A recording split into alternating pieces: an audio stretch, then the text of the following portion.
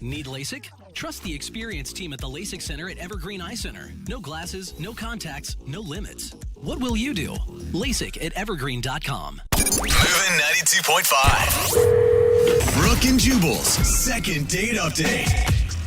So jealous of the guy on the phone for a second date update today. Really? Because he went out on a date with someone who works in one of the sexiest professions ever. What? Like, think of the sexiest job out there. And he was able to score a date It's like a lifeguard. with a meter maid. Man, meter maids always so hot. Not really.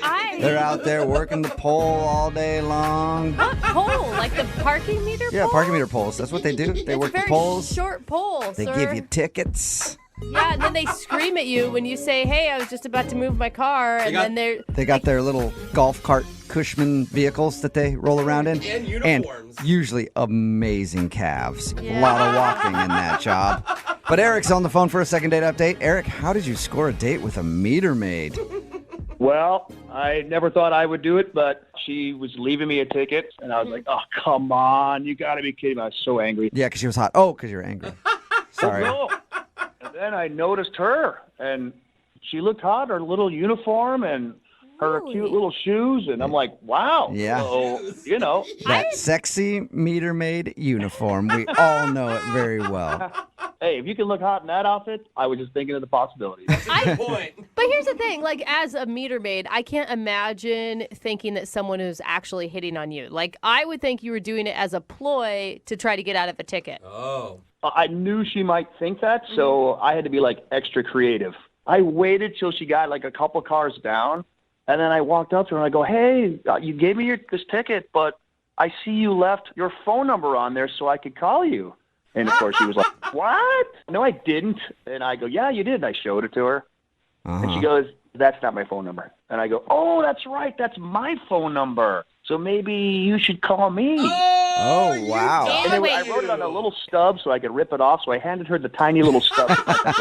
So you just cited me for parking illegally. I'm citing you for being too hot in a non-sexy zone. Oh, my gosh. All of this is so horrible. I cannot believe you got a call back. Honestly, she laughed. I don't think she wanted to, but she had to. She laughed. She Okay. thought it was cute. And so I thought, all right, maybe I got a chance here. Okay. And then I went home and I waited. And I'm like, didn't happen. Boom. And she texted me. Well, that's a lot of sound effects in that Yeah. description of what happened. Bah, boom. And But I get it. You know, I'm Italian. What can I say? Yeah. Okay. Well, I hope you were making those sound effects by yourself when you got home and sat down. Sorry. So she texted you, and did you guys actually go out on a date? We did. We went out for a date. We went out to dinner. Please tell me you And- took her meter maid patrol car on the date. that would be so amazing. You got to park anywhere. Yeah. Yeah, she was driving in the middle. I was sitting in the back. Shut up. No, I took her to dinner. And, I mean, I'm not going to lie. She looked gorgeous in her uniform, but she was just stunning when she came out in a dress. And you're like, you were a meter maid? I mean, she should be a model. So how was dinner? I mean, what was she like? I've always been curious, like, what those people are like in the real world. Those people. Those people. Those people, I can only judge on one that I've met. She, you know, the coolest thing, I swear to God, this sounds weird. When a lot of times you take a girl out to dinner, they don't eat much. They try to pretend like they don't eat much. She went full out ribs. She ordered the full on plate. Whoa. All right, impressive. Meter maids like ribs. Got it. You didn't comment on that, though, right? Not initially. Initially. I But- didn't comment initially, but I probably did a little later. Uh-oh. Oh, what do you mean Why? by that? Well, after I had a few drinks, I think I made some kind of joke that, you know, that she eats like my brother. Oh. Sure she liked that. Oh, man. Yeah, I mean, I was trying to be funny about it, but, you know, I don't know if in retrospect it was the smartest decision on my part, but, Wow. you know, the drinks were talking at that point. Were you obviously drunk? I don't know if I was obviously drunk, but I think to her I was. I probably had 4 cocktails, maybe 3. I don't think I finished my 4th. She sipped on 1 glass of wine all night and didn't even finish that. She kept herself in control, and I got a little silly. Silly. That's a good I way to feel put like on a date, you should always stay drink to drink with your date so that you Yes. always know you're going to be on the same level. it. Or close Thank to you. it. That's what I was hoping for, to be honest with you. No, not So for after- her to drink a lot. That means you don't Yeah. drink as much, I should have stayed with her. Yes. dude. Yes. Like after you ordered your third one, you should have been like, I'm not going to order a fourth just yet. But you know how it goes. After you hit your second, you're about halfway through your third. You're like, let's just keep going. Yeah. Before you know it, you're Okay. doing lines in front of her while she's still working on a glass of wine. I know how it goes. Oh, man. Exactly. How did things end, Eric? Well, they ended pretty nice. You know, I go, hey, do you want to go get a nightcap somewhere? And You just don't stop. Yeah, You're see- a party. I see you couldn't finish that wine there. Yeah. Do you want to get another glass of wine somewhere else and not finish it? well, she was like, no, I got an early day tomorrow. She pulled that one on me. So wait, how did things end well if that's how they ended? Well, no, I mean, I'm just saying, I don't say if they ended great or they ended terribly. She just sort of made it seem like I got to get home. And, you know, it wasn't super late, 10:30-ish, I guess. And so I took her home and tried to kiss her. And I got the old kiss on the cheek. And I said, okay, so I'll call you and let's go out again. And then I haven't heard back. So I don't know why. I felt like I did a pretty good job on the date. I'm not going to lie. Okay. I really enjoyed her company. All right, well, we'll see if we can get you another chance then and play a song and come right back and get your second date update next. That would be great. All right, man, hang on. Moving 92.5. Brooke and Jubal in the mornings. Second date update. If you're just joining us for today's second date update, Eric is on the phone today, and Eric met the girl that he wants to call while she was giving him a parking ticket. Yeah. He looked at her, and all he could think was, like a cop car. Parked illegally. Oh my God, why do I think that was your jam back in the Mrs. day? I love that song, Mrs. Officer by Lil Wayne. I know that's what's going through Eric's head when he was getting a parking ticket. But anyway, he hit her up. She said yes, and they went out, had dinner. He thinks that the problem is he got a little too drunk at dinner and was a little annoying, and also made reference to the fact that she ate a lot of food, and he thinks that might have upset her. So we're about to get her on the phone and find out what happened because she hasn't called him. And if those are the things, like you drank too much, what's your plan to win her back? My plan is to take her on a day date, go hiking, and no Okay. drinks. No A drinking. sober date. Yes, exactly. All right. Until you find mushrooms out there, and then you maybe eat the mushrooms. Some mushrooms that are out there. I'll pack something. All right. Hey, what's her name, by the way? I don't think I ever got her name from you. Cora. Yeah, dude, it happened again. I don't know if anybody else is hearing it, but I'm hearing that Lil Wayne song in my head again. I'm hearing your sexy name. Good, Officer Cora. I don't know that you get an officer. Her name was Cora. Do you get an officer when you're a meter maid? I think Do you you're get still. that as part of a title? We'll find out. We'll All call right. her Yeah, let's ask her. right now.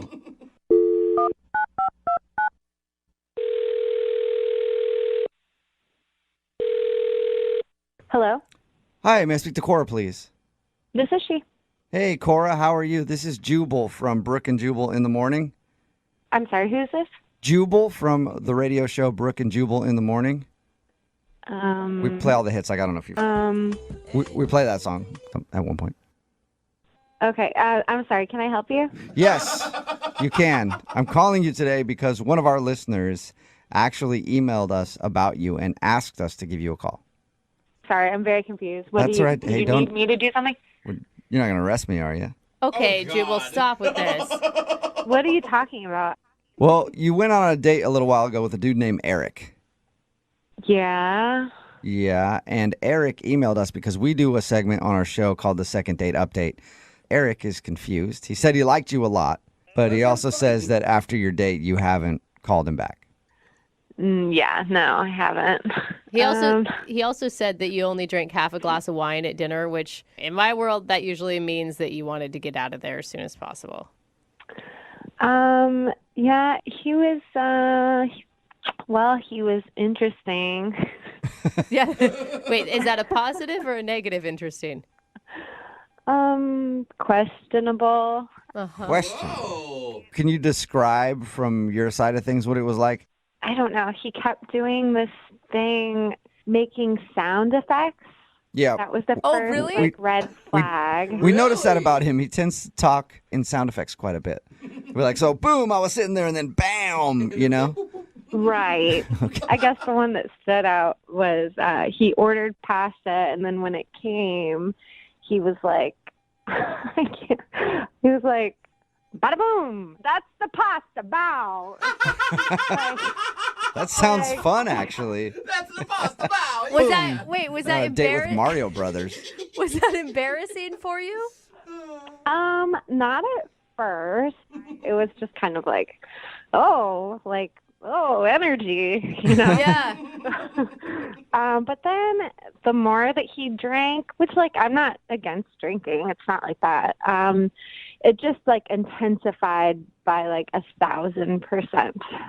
So it went from like funny and amusing to obnoxious. Yeah. He starts asking about, like, turn-ons and turn-offs. Uh-huh. That's always a good first date topic. Yeah. Hey, so I feel like that's pretty normal, though, for What- a first date, right? what turns you on? Like, or like in a person, or like even Not Oh, in the like bedroom. likes and dislikes. Yeah. Well, you say turn on. That's all I can think of. Like, hey, so real quick, let's talk about what gets you going. I think she meant like they were talking about what you expect in a significant other or what you look for in a date. So we're talking about like turn on, turn offs. Like, what are you looking for? What's your whatever about life, kind of in general. And he got really serious, and he's like, "I got to tell you something." And I was like, "Yeah, what's up?" And he's like, "Honestly, if she wasn't my biological sister, my sister would be my ideal woman." Oh, ick. Gross. I mean, I guess at least he drew the line. No, Steve. I do not feel the same way as you do about that. What did Very you wait? optimistic. What did you say? Well, I didn't really say anything, and he could see I was shocked. So then he like took out his phone and started showing me pictures to justify what he said. Wait, hold up. So he was justifying it by showing you physical attributes of her? Like, I was going to give him the benefit of the doubt, like, oh, maybe he just thinks his sister's an awesome person. No, I think it's mainly physical. Oh, Wow. Oh.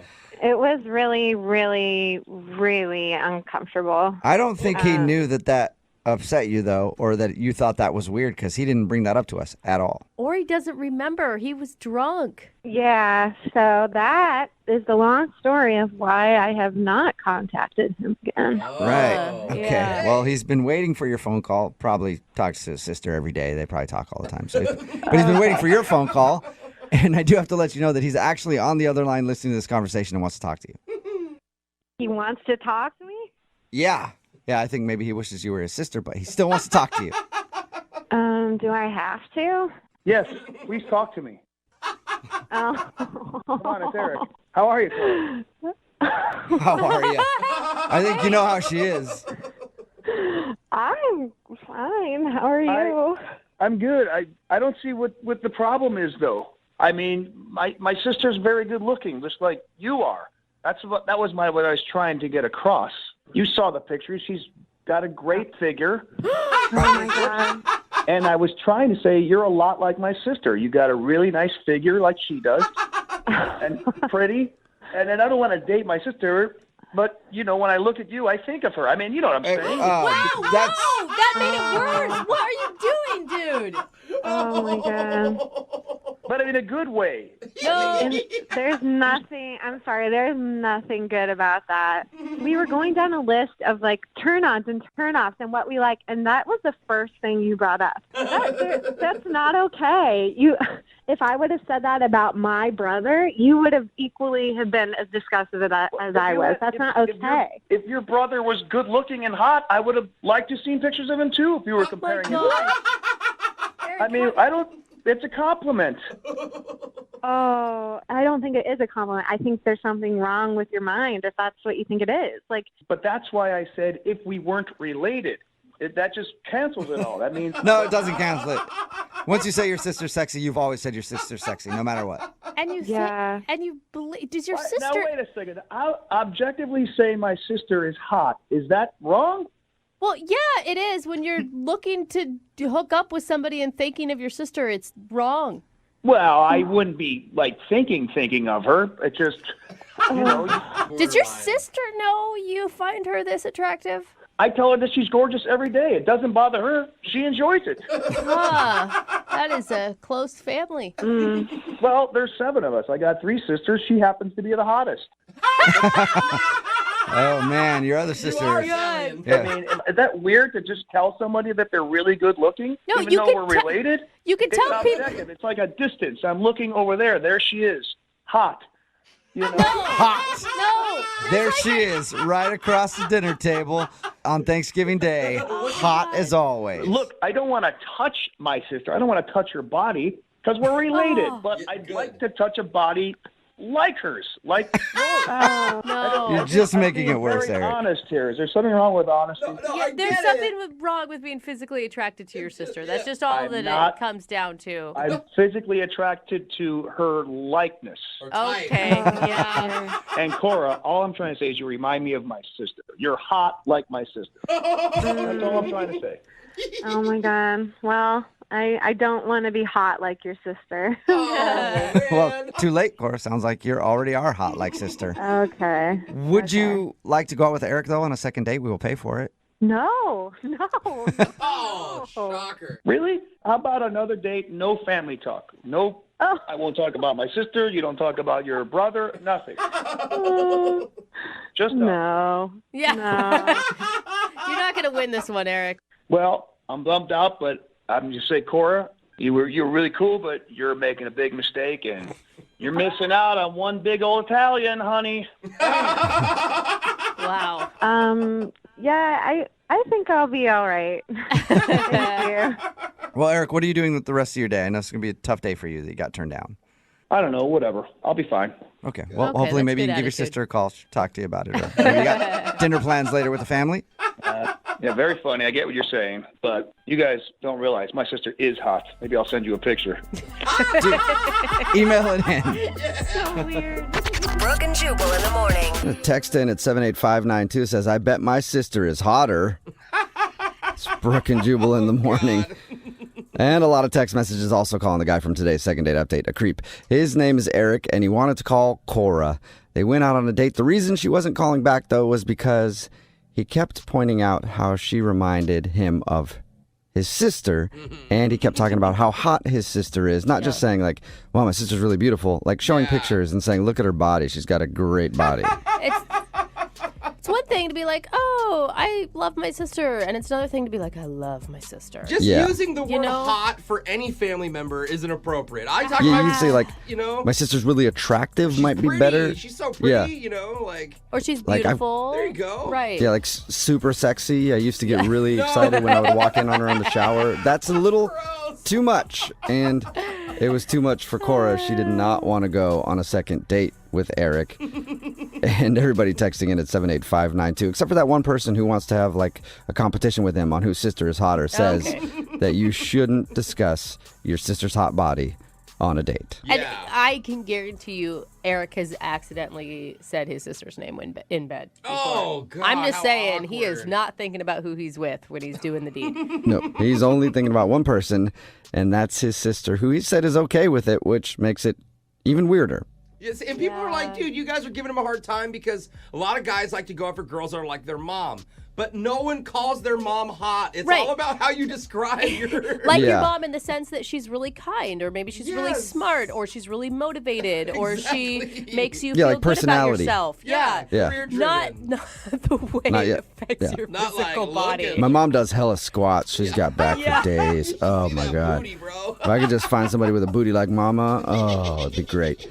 Remember, if you want to do a second date update, all you have to do is email the show, and we will call the person who didn't call you back.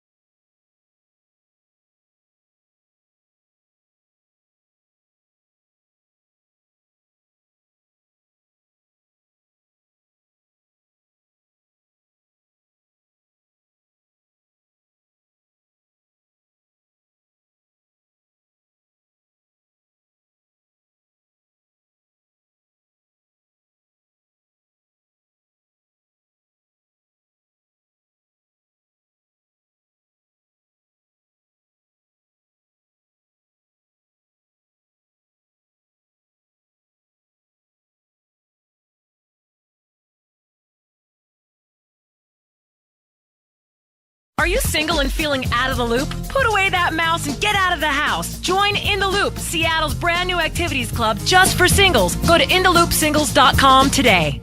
Moving 92.5. Brooke and Jubal's second date update. The guy on the phone for a second date update today is a man after my own heart. Uh-oh. He took his date out to get some shrooms on What? their first date. That's right, some mushrooms.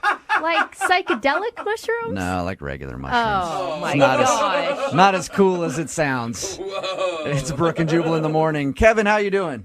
Hey, guys. Hey, I'm good. man. How are you? Good. So your email says that you took the girl that you want to call today, you took her out mushroom hunting?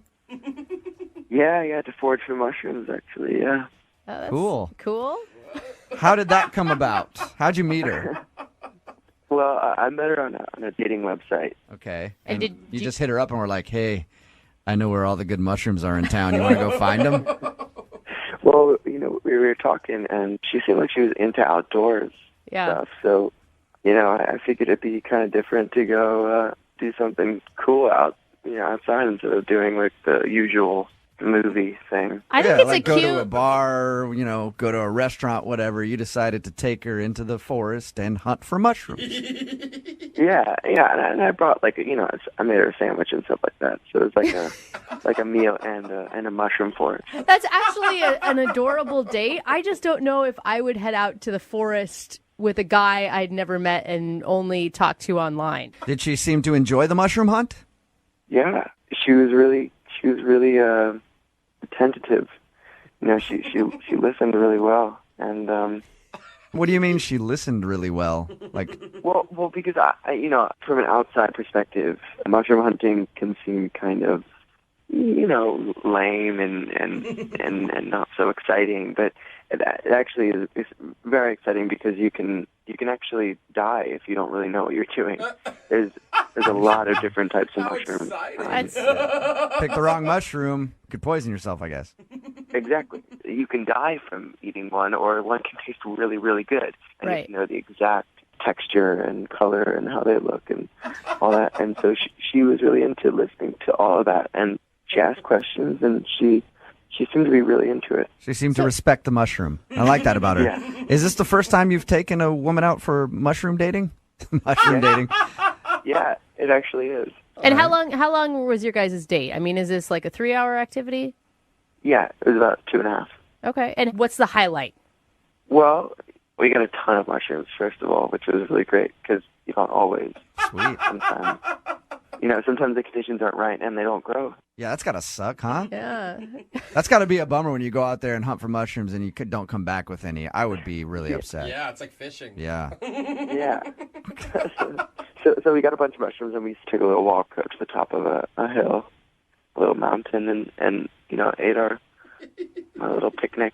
And Kevin, that was can I ask you a Little question? mountain. Kevin, can I ask you a question? And I mean, no disrespect by this, but have you eaten some mushrooms this morning? No, sir, I have not. Okay. Do I sound like I have? You sound a little laid back. He's like, no, grizzly bear, I Yeah. haven't. Are you always this chill, Kevin, or can you be a little bit more lively on a date? Oh no, of course I can turn it up. I can really turn it up. Turn up for mushrooms. Turn up for mushrooms, exactly. All right, so mushrooms aside, why do you think she's not calling you back? I don't know. Maybe she thought it was weird that I took her mushroom hunting. But usually girls like different guys and different people. Mm-hmm. I try to be a different person, and I am. And so I don't know. Did it seem cool at the end of the date? Did you make plans to go out again? Yeah. We came back to the car with all of our mushrooms, and I said, maybe we could go on another date where you come over and I cook you like a mushroom stew. That's cute. All right, so And what'd she you say? go out, find mushrooms, and you're going to make her a nice meal with all of the mushrooms that you guys found. Yeah. All right, and she was into that idea? Yeah, and it was pretty cool because she gave me all of her mushrooms.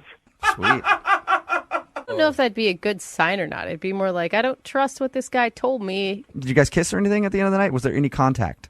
No, there was not much contact because it was the first time, so it wasn't like, All right, so you said, I will make the mushrooms that we found. I'll make you dinner. And have you texted her and tried to make plans for that? Has she responded to you at all? No. How many times have you tried to get a hold of her? 3. Okay. There's not a chance that she could have got one of those poison mushrooms, took a bite of it when she got home, and is no longer with us, is there? No, it could be a possibility, but I hope. 92.5. Brooke and Jubal in the mornings. Second date update. Ladies and gentlemen, it's an honor to have a celebrity joining us for today's second date update. His name is Kevin, the Mushroom Hunter. He's hunted mushrooms from far and wide. He can take down any mushroom anywhere, from a giant portobello to a small tasty shiitake. It doesn't matter. Kevin, the Mushroom Hunter, is there. That's good, Jubal. Hey, Kevin. Yeah. Have you ever had such a great intro before? No, that was pretty cool. He sounds so badass. Yeah, he does. Kevin took his date out mushroom hunting. He met her online. They went out to forage for some mushrooms. He thinks that she had a good time. At the end of the date, she actually gave him the mushrooms that she found, and he said, well, maybe on the next date, we can cook these mushrooms in a nice dinner. And she said, yeah, but he hasn't heard anything from her. So we're about to call Julia and get her on the phone and find out why she would refuse a date from Kevin, the Mushroom Hunter. No woman can turn him down. All right, Kevin. Any last thoughts before we call Julia? No, I'm okay. All right, cool. Well, I'm going to dial the phone number right now, see if we can get her on the phone and get your second date update, okay? Perfect. Here we go.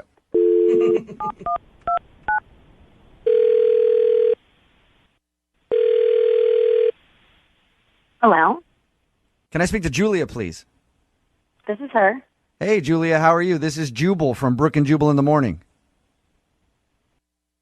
Okay. You listen to the radio at all? Yeah, I listen to the radio. Okay, have you heard of Brooke and Jubal in the morning? No. Okay, you didn't have to say that so quickly. We're a morning radio show, and I recently got an email about you. It's from a guy that you went out on a date with. His name is Kevin.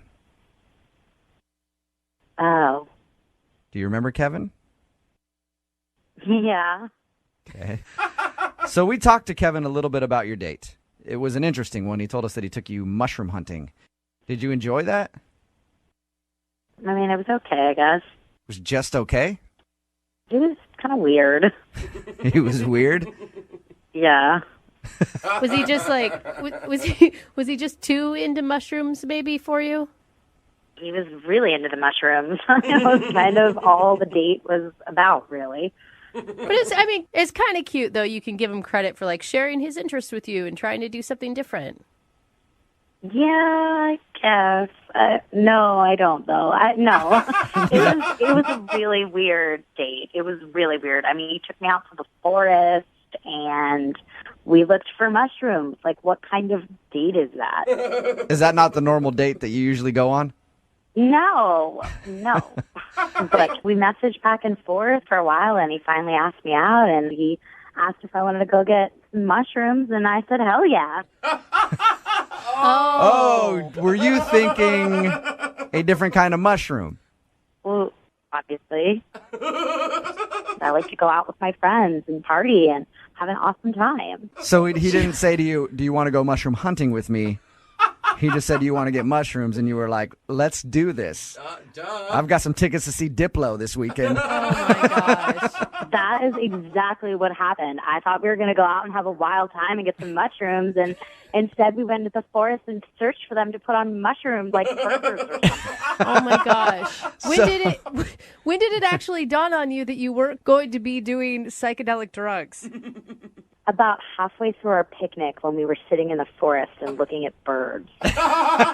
You're like, those birds are actually real. I want to see fake birds that are in my mind right now. Oh. Exactly. We're just not compatible. I'm just about having a good time. Okay. And at any moment during the date, did you think about telling him that?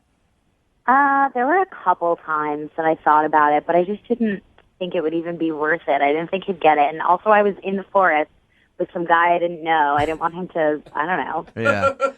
Well, what would you say to him if you could tell him anything right now? to be more clear about what kind of mushrooms you want. Okay, well, you can actually tell him that right now because Kevin is on the other line listening. What? Yep. No? Yeah. Hey, Julia. Oh, my God. So you thought when I said, let's go out and get some mushrooms, you thought that I was saying, let's go do drugs? I mean, yeah. But it's a first date. Well, why would we go do drugs and trip on shrooms on our first date? I mean, why not? I like your attitude. Why not? I love to go out and have fun. I mean, I've said that. I thought you got that. I had absolutely no idea if that's what you wanted. It's fine. I'm into doing my fun things, and you're into doing your stuff. Well, just because I don't do shrooms doesn't mean I'm not fun. I'm definitely fun. Really? Prove it. What is your idea of fun? Going in the forest? I just think you don't understand me because I am actually a lot of fun. Every weekend I actually go bowling with my childhood friends. And, you know, we get beer and we get a couple pictures and, you know, I do fun stuff too. You go bowling and take pictures, and that's fun. Okay. I didn't say pictures. I said pictures of beer. We get crazy. Really crazy at the bowling alley, huh? Okay. But Kevin, I'm sorry. It's just this. I have very different ideas of fun than you. My idea of fun is going and staying out all night, literally all night, having whatever pills people offer to me. Oh my God. And dancing to EDM music throughout the night, and that's it. And 24-hour ragers, man, like that's my idea of fun. And your idea of fun is going into the forest. So I just don't see it happening. I stay up late too. I can stay up late on you know, I can do 24-hour parties. It doesn't sound like it, Kevin. And that is It's not a okay. bad thing. That's Yes. just you. Just be you. That's fine. I do have to ask, Julia, would you like to go out on a second date with Kevin? We'll pay for it. No, that's okay. Okay, that doesn't really surprise me very much. Kevin, are you okay with that? I mean, I guess I am okay with that. I'm fun. I know I'm fun, and I guess I just have fun in different ways and kind of better ways. All right, Kevin. Well, that second date didn't work out for you. I'm sorry about it. But there is a girl out there who will like to hunt for mushrooms with you, I'm sure. Okay? Yeah, I know there is. All right. There's lots of them. In the meantime, I do have somebody I'd like to introduce you to that I think you might click with very well. Nice.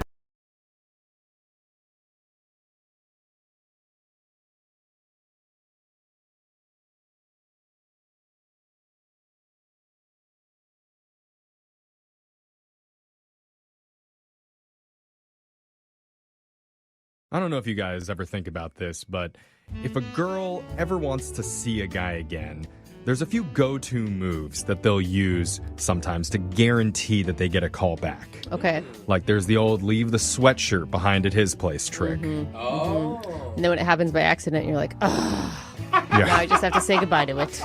Or you fake like you sent a text to the wrong number. You know, like, oops, oh, sorry, I didn't mean to send it to you, but hey, now that we're talking. Hey, you. It's not a bad move. And then, of course, there's leaving a positive pregnancy test in the wastebasket of his bathroom. Whoa. That's like entrapment or something. Well, no, he's definitely want to call you, and he's probably going to have some questions and maybe want to meet up again. Let's hope. Yeah. Or I'm if just- he leaves town and he's a terrible father. Well, I'm just saying the last thing you want to do is be honest. Okay, or the last thing you want to do is fake a pregnancy. I don't know. You always want to be honest, Jeff. I'm saying, just try it. It works. And the guy in today's phone call thinks his date may have tried a little cat and mouse game with him to end up back at his place. And he was completely cool with it. His name is Nate. So what's up, Nate? Tell us about the girl that you want us to call today. What's her name? Her name is Chanel. Okay. Ooh, Chanel. Very fancy, high Yeah. end. Where did you meet Chanel? Me and a group of friends, we got word of a spot up in the mountains, and we went up there. We spent a couple days. You got word of a spot up in the mountains? That sounds like in high school when I used to go to keggers in the woods. Like, is that what you're talking about? Yeah, it's definitely a party spot. It's like a little touristy area. There's good bars there, good restaurants. Okay. Nice. It's a little mountain town. Yeah, okay. Got you. It sounded like it was some secret meeting out in the woods. Someone's like, dude, these are the GPS coordinates. Just meet us there, Yeah. okay? But Nice. she ended up being up there with a group of friends as well. So we ran into each other, my group of guy friends, group of girlfriends. Mhm. Right. So we end up pretty much, by definition, hooking up that night. What do you mean by definition? What definition do you have? Well, some people might have different definitions of hooking up. So What's yours? Well, are we the home run? Are we where are we at? We're asking you. No, I don't understand your analogies. I hit a home run. That's we'll leave it at that. Okay. Okay, All right. that's fine. Let's move on. So after you hooked up, is that what happened? Well, we're pretty much from the same town. So we ended up kind of exchanging numbers, and, I got back home, gave her a call. Well, we chatted for a bit, and then we kind of set up a time and a date to go out and hang out. So Okay, so how was that? So we went out to a small place, kind of an outdoor bar, fire pit, kind of relaxing, nothing uptight or anything. Okay. No. And what was your interaction with her like? Did you guys connect? Yes. So hung out, had a couple drinks. We got to know each other a little better through talking to each other. Oh, that's good. That's nice. There's a positive. Okay. So it got around like 10 o'clock. We got back to her place. I was dropping her off. And, I'm going to wait until she gets inside so I can kind of see her door from where I am in the truck at her apartment building. She's not getting in. So she comes back down, and she says she's locked out. Oh, you think that's an excuse? Yeah, well, I don't know. I mean, she had two roommates. She said both of them weren't home. Both of them weren't answering their phone. So I'm kind of like, I see where this is I going. don't know, man. I mean, if you're a girl, wouldn't you think your roommates would Nate, kind it of doesn't have anything to do with her being locked out. She wants to hook up with you, man, and you didn't ask her. You already hooked up once. She assumed. Dude. I mean, that's the assumption, right? Yeah. Like, if you've already done it once, you're going to do it again. Well, we didn't really hook up. We just, we hooked up, remember? Oh, right. Now I'm more confused again. I don't know. So what? So you what break happened? down the door to her apartment? No, I mean, I just said, hey, you could come stay with me. It's not a problem. So, I have an air mattress that I take camping that you can sleep on. So, air mattress, bro. Come on. Wait, Nate, I mean, that's cool. Like, I think that's fine that you guys don't want to hook up, or hook up. I don't know which one. I didn't want to impose just because we had hooked up in the past. That's considerate. And, Did she agree to that?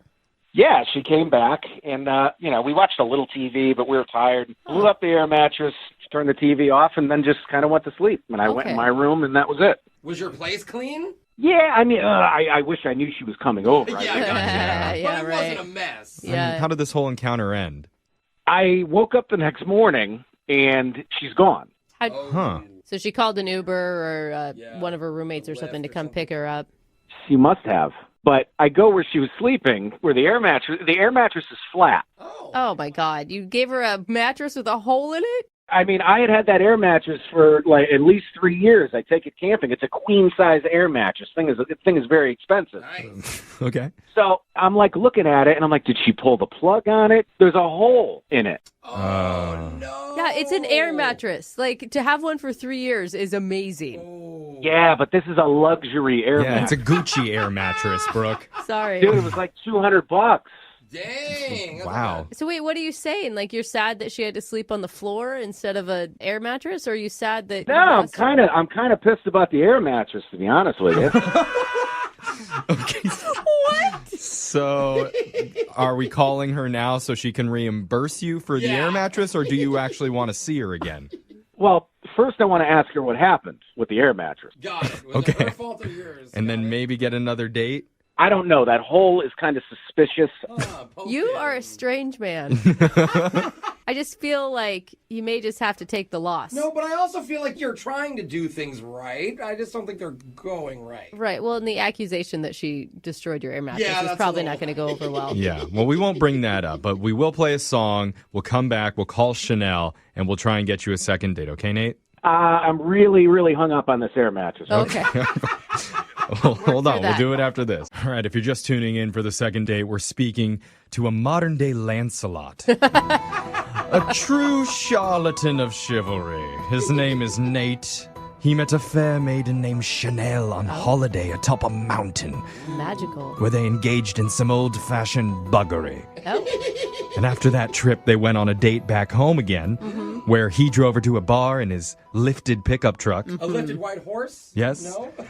At the end of the night, she did get locked out of her apartment, and like a true gentleman, he offered to let her sleep on the floor of his living room on a $200 air mattress. Yeah. The next morning was very upsetting for Nate because not only was Chanel gone, but his mattress was popped. A luxury mattress. And where did Chanel go? Is that right, Nate? Look, I could pick up the sarcasm in your voice, but I really want to get to the bottom of the air mattress ordeal. So Me too. Well, I think where you went wrong is the true gentleman move is to offer her your bed and you sleep on the couch.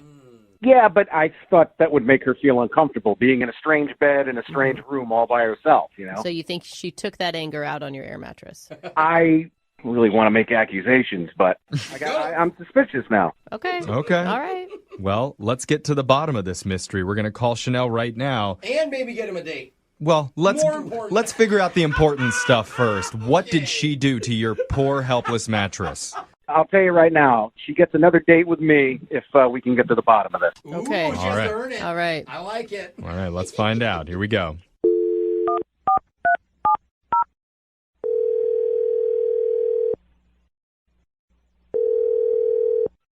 Hello, Hi, can I speak to Chanel, please? this is Chanel. Hi, Chanel. My name's Jeffrey from the radio show Brooke and Jeffrey in the Morning. Do you have a moment to talk with us? Okay, what is this about? This is about a segment that we do called Second Date. That's where if you go out on a date with someone and afterwards, if they're not calling you back, you can reach out to our show and we'll call them for you to try and figure out the reason why. Okay, so somebody called you about me? Yes. You're quick, Chanel. I know. I'm going to say that right now. Sometimes we spend like 10 minutes Yeah. trying to explain how this works to people. And we're like, no, seriously, they want to get in touch with you. But the guy that emailed us about you, his name is Nate. Oh my God, are you kidding? I am not kidding. Was that good? It totally sounds like something Nate would do. Really? Yeah, Nate told us about your interactions together, and he seems like an interesting guy. Yeah, he is quite interesting, a little awkward. Okay. I mean, it sounds like you guys spent a lot of time together from what he told us. In fact, he said that you guys hooked up, but not hooked up. Just, we couldn't really tell what he was saying, honestly. Depending on the definition. It was something in the mountains. Yeah. You may have kissed, we're not sure. We didn't really hook up in the mountains, and I could tell that maybe he was a little nervous, and I wanted to give him another chance. He's cute. He's charming in like a weird way. Yeah, it's unique. But even after the second time and we had some drinks and I thought he'd loosen up a little bit, I started to think that maybe he wasn't into me or maybe he was a virgin because he just was so awkward. He didn't touch me. Well, I think he was just trying to be like polite and be chivalrous and not take things too quickly. But you can do that. You can do that and still like be cool. Understand when someone's blatantly hitting on you. I mean, what was going through your head when he was blowing up the air mattress then? Well, first off, I was super confused on why he was pretty much forcing me to sleep on this air mattress. Like, I even told him, I was like, it's cool. I don't mind if we snuggle a little bit, like trying to ease my way in and not make him feel uncomfortable. But he just was very persistent that I sleep on this air mattress. So I rolled my eyes in defiance, but I slept on the air mattress anyways. Okay. Well, the air mattress is actually a little bit of a point of contention with Nate. What do you mean? Well, because when he went out the next morning, he saw that you weren't in the apartment anymore and his air mattress had a hole in it. Yeah, it lasted like 3 minutes. I slept on it. I rolled around a little bit. I could hear the air wheezing out of it as I was laying on it. Oh, and you just know it's going to be a terrible night. At what point did you leave? Did you wait till you were fully on the ground or did you bail on the air mattress before it was fully deflated? It's like Well, there's a little bit more, I guess. I don't know if I should even indulge, but I feel like at this point you guys know everything. So I did get up, maybe in half hour afterwards. I was just super uncomfortable on that air mattress, and I was going to go sneak into his bed. We kind of fooled around a little bit in the bed and hooked up, and I thought, that maybe he just needed me to make the first move. Yeah. Yeah, sounds like it. Yeah, well, the next morning when I woke up, I rolled over and it was not Nate. It was his roommate. What? Wait. Wait. Hold on. What happened? So I thought that there was only one bedroom. Apparently there were 2 bedrooms. Oh, no. And his roommate has like the same build and the same hairstyle. And yeah, I was a little bit tipsy, so I had a good time with him. And I really thought, I was like, Nate surprised me. Wow, this is cool. Oh my God, you hooked up with his roommate? And you're the aggressor here. And you didn't realize till the morning. Yeah, the next morning and the sun rays were coming through the curtains, and I obviously made a mistake, and I realized I made a mistake, so I called my roommate to get me the hell out of there. Can you imagine the roommate coming up like, I had the weirdest dream last night, you guys? I mean, he just went with it. That's the thing. The roommate just went with it? Dude, he didn't stop you and tell you? Or I mean, I don't remember him trying to tell me. He definitely didn't try to stop me. I don't know, but I didn't tell Nate because, 1, I think it'd break his poor heart. And 2, I just don't want to be in an awkward situation where I have to be around those 2 guys well, again. Chanel, I hate to break this to you, but you did kind of tell Nate. Wait, what? I didn't tell you this, but Nate's been on the other line listening, and he heard everything that you said. Oh, my God. You're kidding. Yeah. Chanel, hi. Oh, my God, Nate. I'm so sorry. Yeah, that was quite an earful. I mean, I really definitely didn't mean for it to go down that way, but ooh. Well, listen. No, I don't think you can blame Chanel on this one. I think that it's all your roommate's bad, Nate. I mean, she was just trying to come in and have some sexy time with you. Right. And I mean, look, things like that happen, but do they? We got to talk, though, Chanel. Well, I mean, I felt like you were rejecting me. So even if I had gone into your room, you probably wouldn't have done anything. No, listen, hey, it happens to the best of us. I want to talk about, the air mattress that you were sleeping on? No. Wait. Yeah, the air mattress that deflated 5 minutes into me laying on it. I wouldn't even call it sleeping. No, there was a hole in that air mattress. Obviously. I'm just curious as to how that happened. Nate, you don't care about her hooking up with your roommate? No, I mean, hey, what are you going to do, man? But I want to know what happened. Did you have something sharp in your pockets? Did you sleep with I didn't even have pockets, Nate. I was wearing a dress. I didn't have pockets. I don't have any sharp jewelry. If you really think I popped that air mattress, you're delusional. Nate, the description sounds like it was not in the best shape. That's a $200 air mat. I've been taking that camping for 3 years. There was nothing wrong with it. So do you think that maybe it got a hole in it and those many times you were taking it camping? I can't believe you're blaming me for this. I'm twice the size of you, and it was fine when I slept on it. If you knew it was deflating, why didn't you come and get me? You should have woke me up. She tried. Yeah, she tried to come and get you. Nate, I just really don't understand. Like, did you hear what I said? I hooked up with your roommate last night. Did he say anything to you?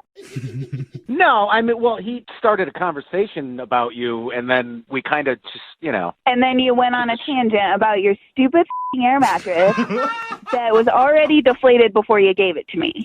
Well, him and I went over and looked at it, and we were trying to figure out a way we could patch the hole. I mean, you came up in conversation, but... Wait, so did you know? Wait, did you already know that this happened, Nate? I actually had no idea that went down, but I want to get back to the matter at hand here. I need you to really, really just think back to that night. I mean, as much as you could possibly remember. Okay, Nate, you know what? I think we're running out of time to learn all the details about your mattress.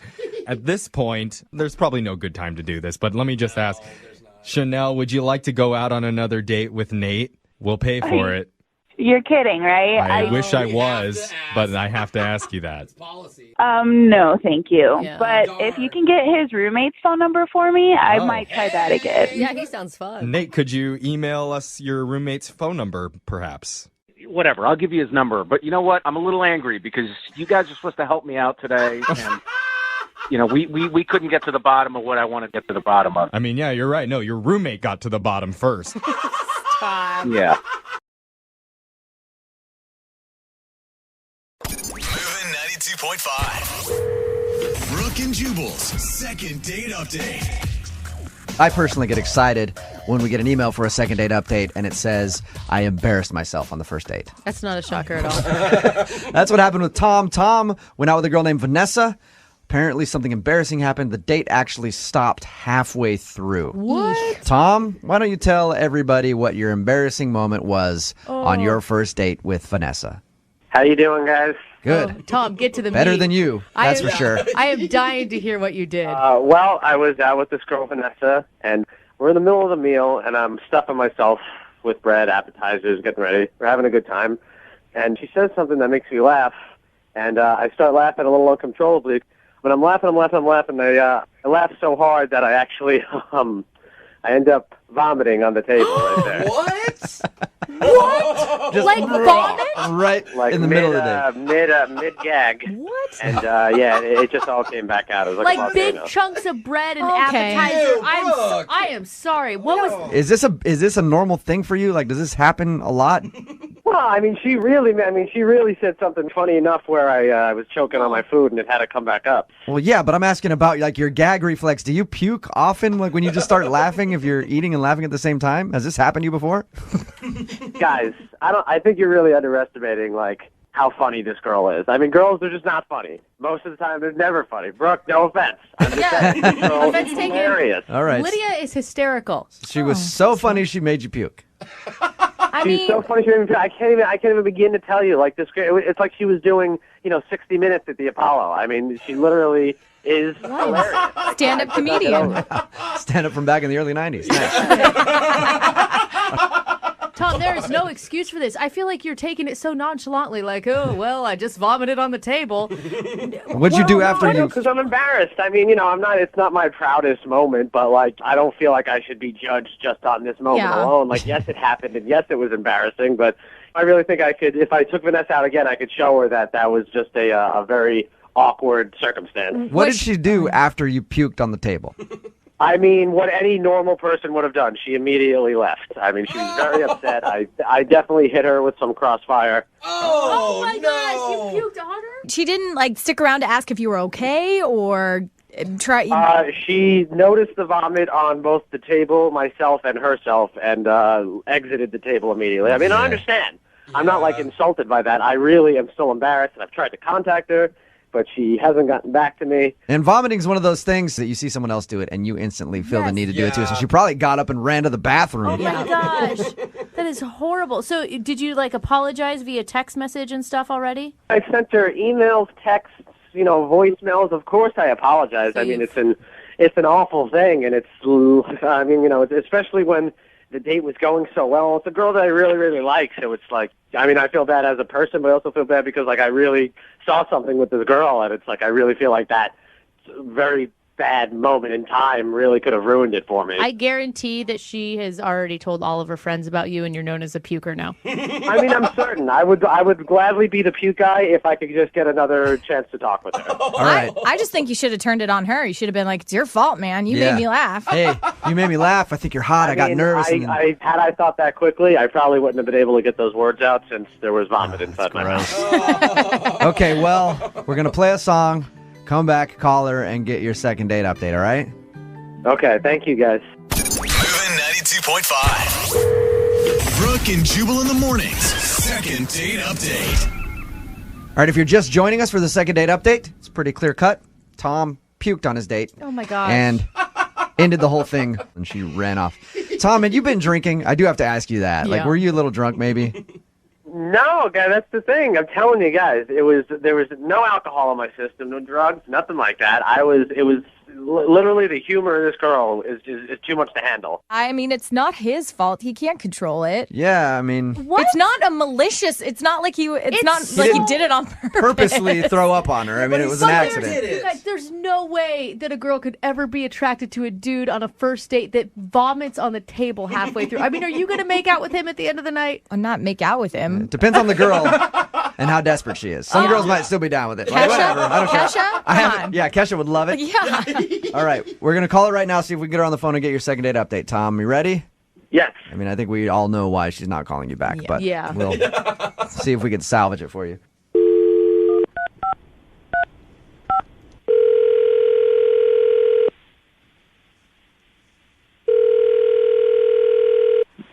Hello? Hi, is Vanessa there? This is she. Vanessa, how are you? This is Jubal from Brooke and Jubal in the Morning on Moving 92.5. Hi. Hi. Listen, I'm calling you because you recently went out with a friend of mine named Tom. Do you remember? I'm assuming he left quite an impression on you. Oh, gross. Yeah, if you mean puking on me, pretty memorable. I wondered because, I don't know if you go out on a lot of dates where men puke on you, so he's the only one that you've gone out with lately that has puked on you. Yeah. Okay. Well, we've heard the story of what happened. Well, Tom really liked you. The reason that he says he threw up was because you were hysterical and made him laugh and puked. I'm assuming that's the reason that you haven't been calling him back. It was disgusting. I mean, I had to get out of there, and he seemed fine. It was just gross. Yeah. Everybody was looking at us. Tom told us whatever you said to him was so funny that it made him puke. Do you remember what you said to Tom? Because I have to hear it. Yeah. All I said was, I thought it was strange that penguins you never see penguins' private parts. You never see penguins private. That was it. It wasn't even funny. It's a good point, I guess, yeah. But how many... Jose's cracking up at it, so... No, I'm cracking up because he thought that was it. That was the killer. That was it. What bird private parts do you see? We make fun now, but Jose's going to be using that as stand-up set here pretty soon. Well, both these boys do stand-up, and they've never had anyone puke in their audience. So that was hysterical. That was hysterical to him, and then that made him puke all over the table. Yeah, and I thought it was weird that it was hysterical to him. I wasn't even trying to make a joke. I didn't even think it was funny. It was just something that I observed, and he just went into this uncontrollable laughter, and then started gagging. It was weird. Hey, Vanessa? Yeah. I do want to let you know, please don't be funny in the next 5 minutes or so, because Tom is actually on the other line and heard everything that you just said. Tom, say hi to Vanessa. Hi, Vanessa. Oh, God. Yeah. It's awkward. That's why I said don't be funny. I don't need Tom puking while we're on the phone with him. Guys, you really had to be there to hear the joke, how she said it in the moment. Okay. Sure. She said it wasn't even a joke, though, Tom. She was just making an observation. But you aren't. You don't know it's a date. Weird things are funny. Vanessa, I'm just really sorry that happened. But I've just got to say, girl, whether you're aware of it or not, you got the gift. Yeah. You got some chops, kid. You could be huge in this business someday, I tell you. It's just, I can't, I'm not just trying to, give you high praise here. I'm just saying it's something that I find very attractive about you. It's very rare to find a girl as funny as you can be. And that's, it throws me off my game because I'm very not used to it. The fact that you think that I'm funny and that I was trying to say something funny about the penguins, it just. I know it's weird, but please don't bring up the penguins again because I just still can't deal with it. I know you don't think it, but I wish you could see yourself the way that I see you. Because it's very flattering. It's a beautiful thing. Vanessa, it's pretty high praise that he thinks you're that funny that it made him vomit. I don't think there's a lot of women that could say that. I don't know why you think I'm funny. I mean, if I puked on you, would you think that was funny? Yeah, a little bit. Oh my God. It sounds like, Vanessa, anything you do, Tom thinks is hysterical. So it's funny because if you remember, we had ordered lobster, and to think of me vomiting lobster on you would have just been that much more violent. What? This guy has the worst sense of humor ever. Dude, Tom. Well, I'm not saying I want to stand there and, just let you continuously spew on me. I'm just saying if it had happened, I would probably laugh it off. Yeah, see, we're different. See, come on, we have this thing together. Even now you're berating me, and I still can't control my sense of wonder. Oh my gosh, I feel like you could never go to the movies because if you were even in a Pixar movie, you'd vomit popcorn everywhere. Oh, you can't even talk to me about Pixar movies. They're the best thing ever made. You're trying to be funny. I don't find you funny. I find Tom hysterical. Tom, I think you're a comic genius. Vanessa, is there anything that we can do to get you to go out with Tom again? We will pay for a second date. No, I want to forget about this. I don't want to go on a second date. all due respect, it's not going to work out. You can't recover from a vomit session. I mean, I'm always going to think about that. It's never going to work out. I mean, if you think about a long relationship between us, I mean, it started with a vomit shower and it ends with a wedding shower. I don't know, something like that. Gosh. It's a funny story to tell your grandkids about. Oh. As bad as the moment was, I would love to have one more chance if you want it. Anything? You know, the fact that you just mentioned a wedding shower and the throw up and from one to Well, come another. on, that's funny. Think about it. Oh, God. Give up. Tom Give up, Tom. knows one thing, and that's funny. Brooke and Jubal in the morning.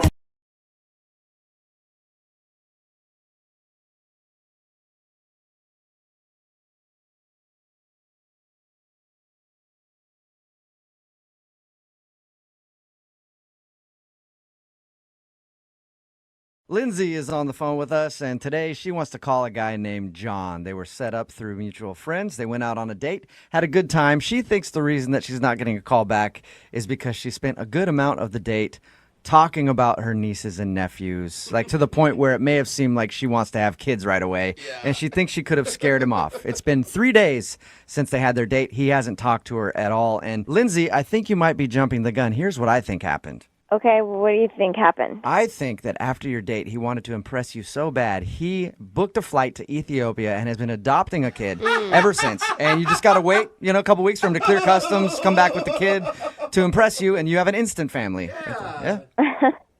No? That would be very impressive if someone did that. Yeah. Well, he sounds like an impressive guy because you liked him a lot. And have you heard from your friends? Like, if they've heard anything from him? No, like nobody seems to know anything. I mean, that's kind of why I called you guys. Okay. I'll dial the phone number and get him on the phone and find out if something did go wrong in your date, okay? Okay. Here we go.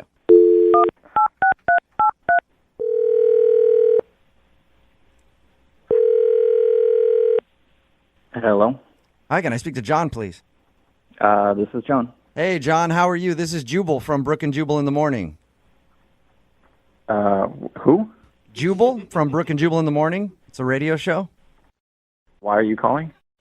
I'm calling because we recently got an email about you from one of our listeners, and they asked if we could get you on the phone. What?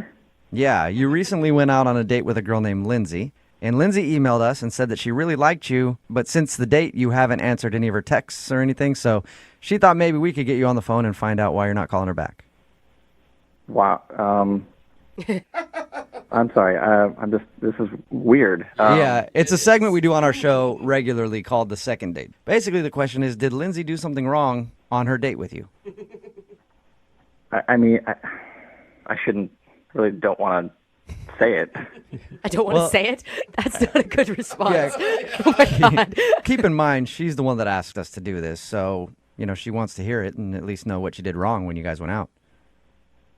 Yeah, I don't know if I believe you. Believe me about what? That she wanted us to call you? Well, yeah, I don't know why that would be a thing. Maybe it'll help a little bit if I just tell you what we know, and then you can confirm or deny whatever, okay? Okay. Okay, so she said that you guys were hooked up like through mutual friends. You went out for dinner, and then you went for a walk after.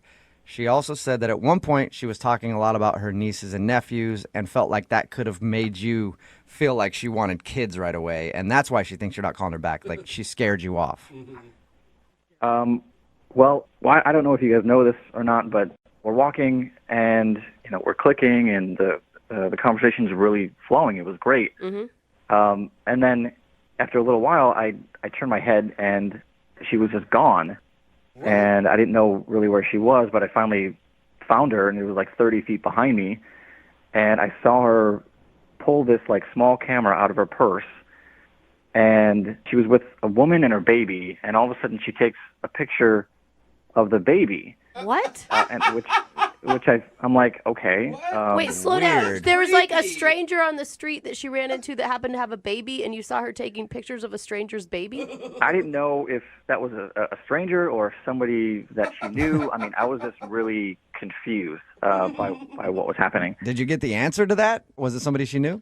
No, not at all. I mean, she handed her something, and so she finally came back, And I asked her like what that was about. Uh-huh. I'm like, did you know those people? And why are you taking pictures of babies? And she says, oh, well, she writes a baby blog like on the side or something.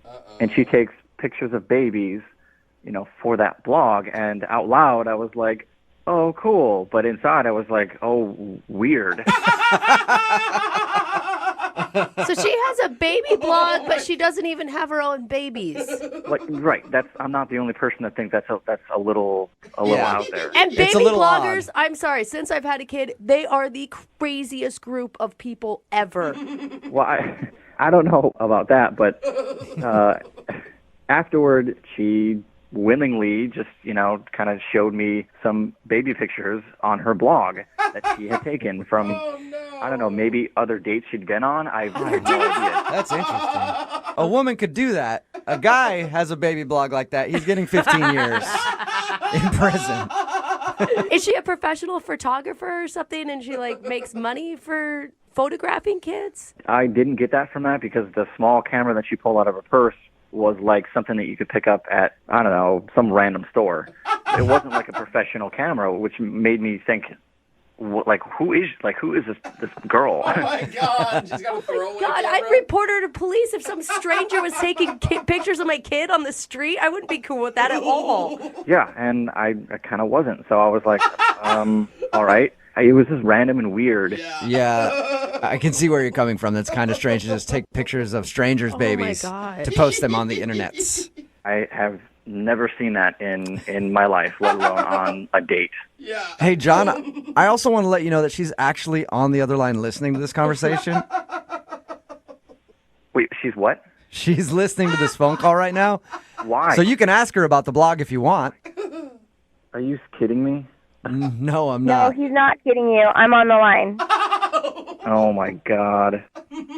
First of all, I don't appreciate everybody making fun of this blog. It's a side business. There's nothing creepy about it. Babies are cute. I mean, everyone likes cute things.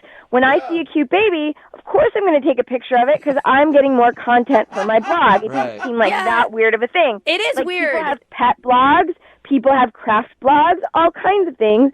I have a cute baby blog, whatever. It's something I like to do. And, I make money from it. It's very adorable and whatever. And, who doesn't like babies? Oh, my God. Okay, Lindsay. I mean, okay. Whatever, John. Whatever. You don't like babies? What the heck? I didn't even know you were on the phone, okay? I didn't even ask to be a part of it. Well, yeah, of course I'm on the phone. I wanted to find out what happened. It seemed like we hit it off. Everything was cool. And then all of a sudden it wasn't. And then you bring out this reason. You could have been like, oh, that's weird. I don't understand your blog. What is that about? But you didn't. You just apparently just got all freaked out. Don't blame me. I mean, they called me and I just told them the story and I just told them what happened. So I don't understand why you're copying attitude with me. I'm not copying attitude, John. Wait, why are you yelling at me? I mean, you're the one who wants all the babies, so... Was it the blog, Calm down. John, or was it the fact that you think that she wants to have kids right away? What's the bigger deal for you? I mean, I really don't understand. It's just a very awkward thing to do, to just stop. Oh my God, I'm not. I'm right here. I'm right here. You could just ask me, what is it that you do if you're that confused by it? I can just tell you. I mean, I explained it to you before. It's not that weird. There was a baby. The baby was adorable. And I was like, oh, I'll get this content for my blog. It's something I do on the side. Everyone has hobbies and things they do. This is a side job for me. So, that's what I was doing. Lindsay, I got to say, I'm a mother, and if someone stopped me on the street and pulled out a little tiny camera from their purse and started taking pictures of my baby, I would freak out on you. I gave her, I gave her my business card. She saw that it was legitimate.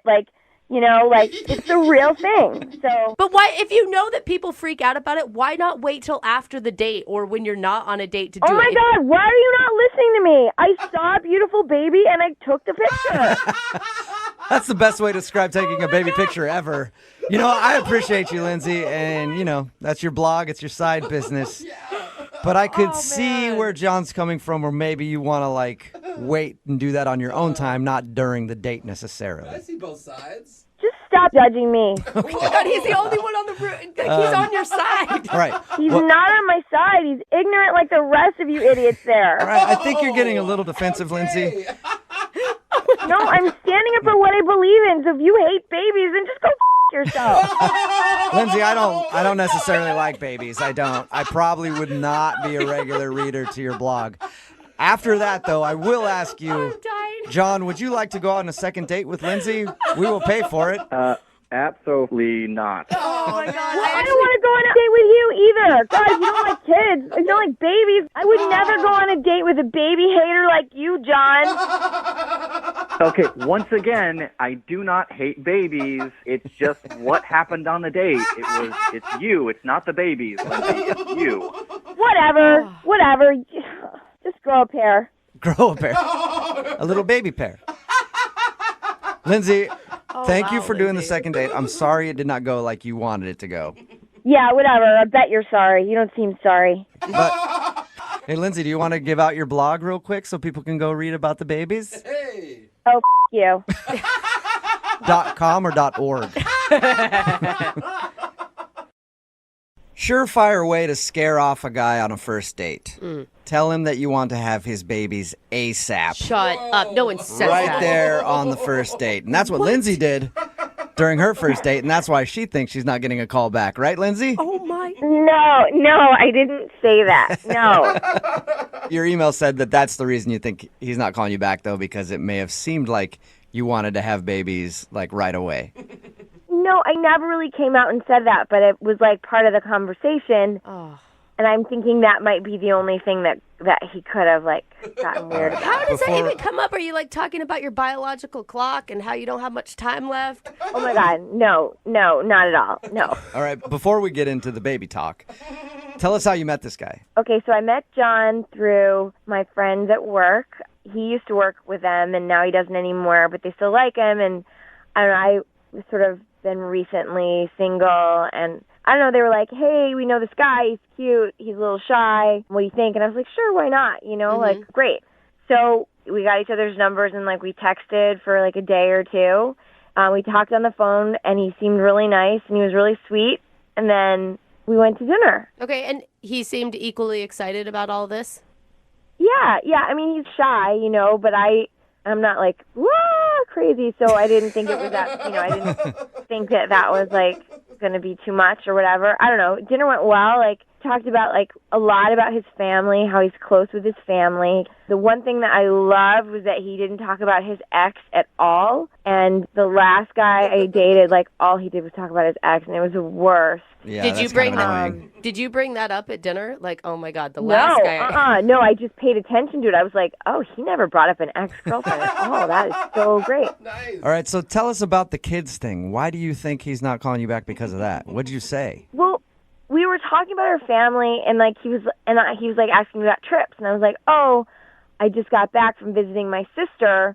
I hung out with my niece and my nephew, and they're 2 and 3, and they're so adorable. Like, my niece is so cute, she wants to wear a princess dress, and like I wore a princess dress with her, and I talked all about that. And my nephew, like, he really has these little action figure guys, and I played with it. Like, it was just, I don't know, I just had such the best time hanging out with them. That's cute. And after a little while, I realized, oh my God, I've been talking about my niece and nephew for like 10 minutes. I was like, oh. Were you also showing him pictures on your phone? Actually, I wasn't too bad about that. I only showed him a couple of pictures. Just a few. All right, I can understand that. If I was on a date with you and you just kept talking about your niece and nephew for a really long time, the kind of guy I am, I would have been like, she wants to have a family like right away. It would have definitely scared me a little bit. I don't know, but I don't know. But then when dinner was over, he said, I don't want this to be over. Do you want to go for a walk? Oh. And I was like, yeah, exactly. So I was like, oh, okay, I'm good. Yeah, that's great. So we sort of walked around for a while. Like, we just talked some more, and it was cool. And then he's like, all right, I got to go. And then he walked me to my car, and I said, okay, hey, well, text me. And then he was like really polite, like said goodnight. But I thought, it was still kind of early. I thought we'd hang out more. There was no kiss. Yeah, no. Oh. Do you think that he was trying to get a kiss? Because I always think when a guy says, let's go for a walk, that's code for give me a little bit more time so I can work up my courage and maybe I can make this happen. Wait for a moment.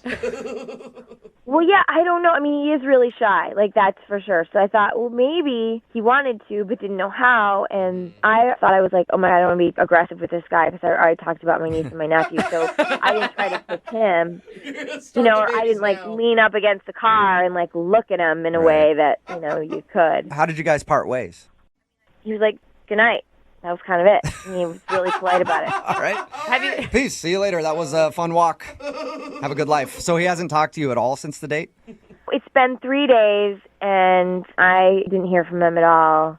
I texted him, but just one. I didn't go crazy. It was a one text that just like, hey, had a really great time. So nice to meet you.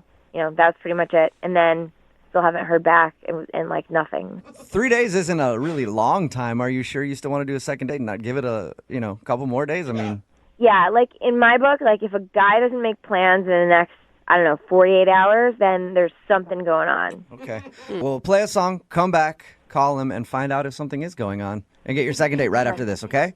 Okay, thank you. All right, hold on.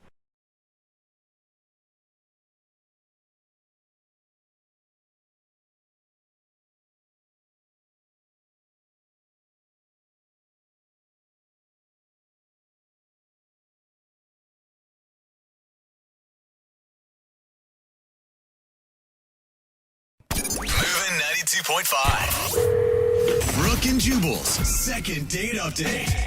It can be awkward when you're out on a first date and then you run into somebody that you know and you have to sit there and have a conversation and like introduce them to your date. Like I can't tell you how many times it's happened to me. Like, hey, this is the repo guy. He's trying to take my car again. And then I have to have a long conversation with him like, hey, sir, could you not take my car? I'm on a date. This is my date. And then they get introduced and it's just awkward. Yeah. Well, the girl who wants to do a second date update today had an awkward run-in on her first date, and that's why she thinks she's not getting a call back. Her name is Isabel. Hello, Isabel. Hi. How are you? Good. How are you doing? Good. So your email says you think your date got screwed up because of somebody that you ran into. We'll get into that in just a second. But first, what's the guy's name that you want to call today? His name is Darren. Darren, and how did you meet Darren?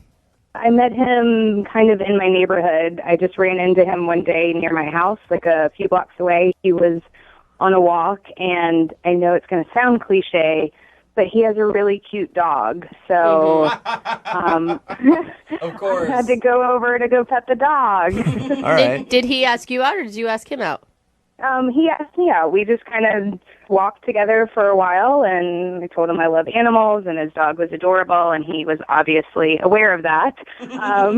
So we walked together a bit, and, eventually he had to go one way. I needed to turn back and go home, and he asked for my number, so I gave him my number, and the next day he called to ask me to dinner. That's cute. By any chance, did he have any binoculars or duct tape on him when you met him?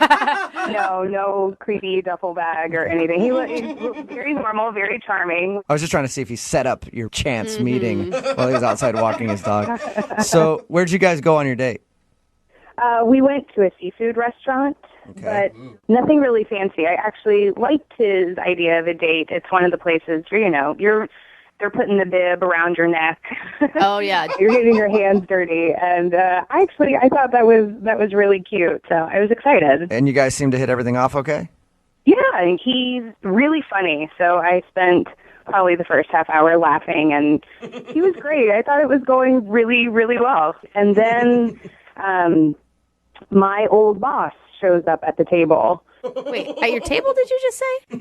Yeah, it got a little awkward. Did you like your old boss? Or was this somebody that you wouldn't want to talk to normally? This is someone I would not want to talk to normally, and I'll tell you why. He only goes by his nickname, which is Silky. Oh, that's nasty, Silky? dude. Anyone who refers to themselves as Silky. That sounds like a fun guy to hang out with to me. Well, exactly. And so Silky walks up, and he's just a big, loud, obnoxious guy. It was really uncomfortable. And so Darren is trying to play along with all of Silky's terrible jokes. And I know it's hard to say with a straight face. It really is. It's awful. And so Darren actually offers up that it's our first date, and that just got Silky going. Oh, yeah. So he's like one of those guys that's always trying to be funny and is always on. Yeah, and it was terrible because I'm sitting there with like bibs around our neck, and he's asking if there's going to be kisses later. And Did you guys like joke about it? I mean, if I were on a date with you and some dude named Silky came up and was being obnoxious, I would still laugh about it with you after and be like, man, I can't believe you used to work for that guy. Yeah. honestly, I was a little flabbergasted that he was there. So, we tried to make light of it. So then Silky finally leaves, and Darren's kind of chuckling, and, he's asking, what's this guy's deal? How do I know him? And I didn't really know what to say because Silky, I knew Silky when I worked in a fast food restaurant as an adult, and it's not something that I really keep on my resume now. It was just something that happened. I was between jobs, and I worked at a fast food place, and it's just, yeah. So when you told your date that you used to work at a fast food place, you think that turned him off or something? Oh, I'm having trouble I understanding. didn't tell him. I just kind of said he was an old boss, and I didn't like working for him. And I kind of asked that we just drop it. Yeah, can we just enjoy our date together and not talk about that weirdo Silky who just crashed our date for 5 minutes? I think that's a reasonable request. So, yeah, I just asked that we kind of move on. And Silky's a crazy character from a long time ago. And Darren, I think, took that the wrong way and kind of stared at me like, wondering if I was hiding something or if there was some big secret I wasn't telling him. If I were Darren, I could see where, if he had an old boss named Silky, I would think that he must have been, some sort of drug dealer or something. I can kind of see that, and it did get a little awkward for a few moments, and then we just went back to dinner and had a good time. How did your date end? He dropped me off, and I got an awkward hug. Do you think an awkward hug? Something was obviously bothering him or was wrong, and I don't know what's going on because he hasn't responded to my text. I've texted him a few times, and I feel bad that maybe I should have just told him about the fast food job, or maybe my perfume was too strong, or he didn't. I don't know. I was wearing too much makeup. I don't know what went wrong, but I want to know. I love a girl's brain. There's always 8,000 different reasons it could be. Well, we'll play a song, come back, call him, and get your second date update, okay? Okay. Thanks. Hang on. Moving 92.5. Brooke and Jubal in the mornings. Second date update. Having your first date interrupted by a coworker can be annoying. Having your first date interrupted by an old boss named Silky can definitely ruin the whole thing. Sounds bad. If you're just tuning in for the second date update, Isabel is on the phone with us. She met a guy named Darren. They had a really fun date going, and then her old boss, a guy named Silky, happened to be at the restaurant they were eating at. I don't think that's his real name. I think he just calls himself Silky. But he crashed their date for a little while, and apparently he's one of these big, loud, obnoxious dudes, and he wouldn't stop joking around. And when he left, her date asked about Silky, and she didn't want to say where she knew Silky from because it was like when she was between jobs, she was working at a burger place, and she was kind of embarrassed of that. So she asked him to move on, and then ever since Silky's appearance on the date, her date sort of seemed a little weirded out, and he hasn't called her since. We're going to get him on the phone and find out if it was Silky who ruined the day for her. Are you about ready to go, Isabel? I'm ready. I want to know what happened. And you do know, Isabel, you shouldn't be ashamed of working hard and having to work at a fast food joint for a little while. I know. It's nothing against anyone who works fast food. For me, it was just my degree wasn't, it's just not a part of my life I talk about. Yeah, okay. I'm going to dial the phone number right now, and I'm hoping that the guy you went out with, Darren, doesn't answer. I'm hoping Silky answers, because I'm curious about that guy more than I am about Darren, honestly. All right, here we go.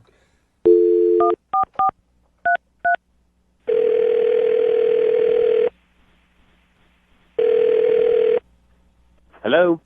Hi, can I speak to Darren, please? Is this Darren? Hey, Darren, how are you? This is Jubal from Brooke and Jubal in the morning. Okay, I'm sorry, I don't know you. I know you.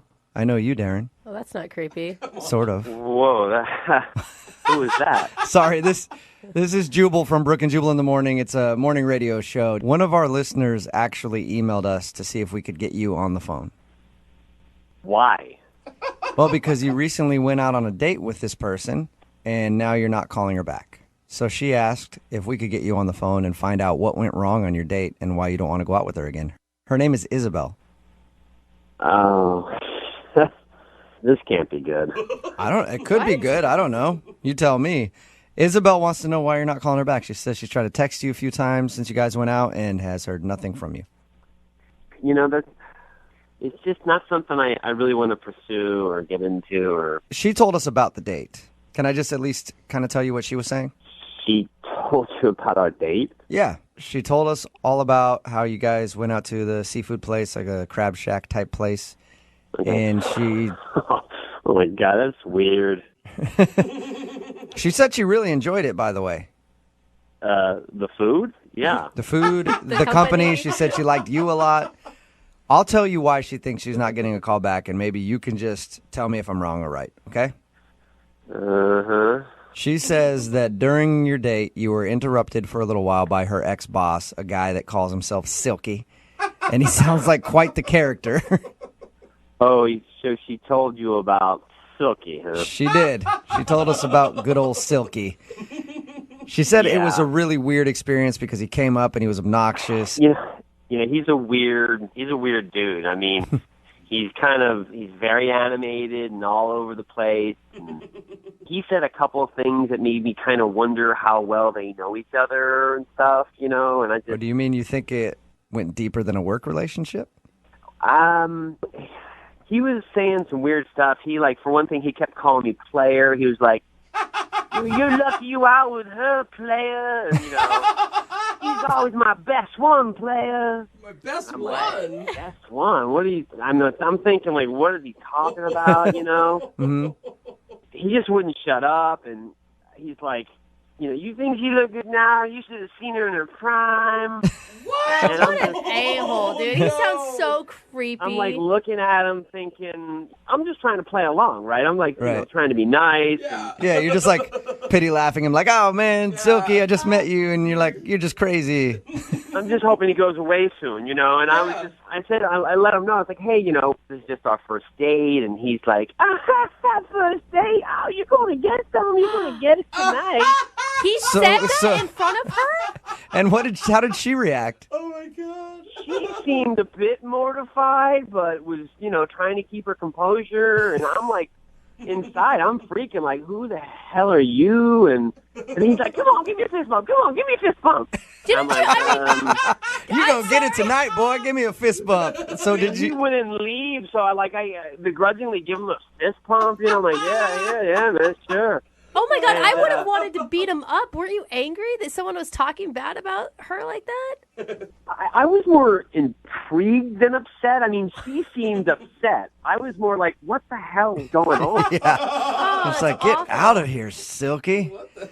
So totally. I mean, I was just, and I asked her when he left, and she didn't want to talk about it. She was like, oh, it's just an old boss. I don't want to get into it. And that made me kind of wonder. I mean, I don't know. I mean, it just seemed to me that, possibly that maybe they knew each other in a sort of way I didn't want to get involved with. Like they had a relationship or something?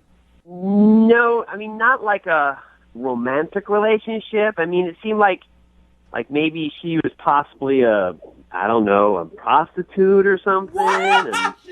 And she was one of his girls. I mean, that's kind of the vibe I got. Instincts were Are you telling me you thought that he used to be her pimp? I don't know that for a fact, but I mean, without a doubt, my instincts and my thoughts were kind of feeling that and thinking that.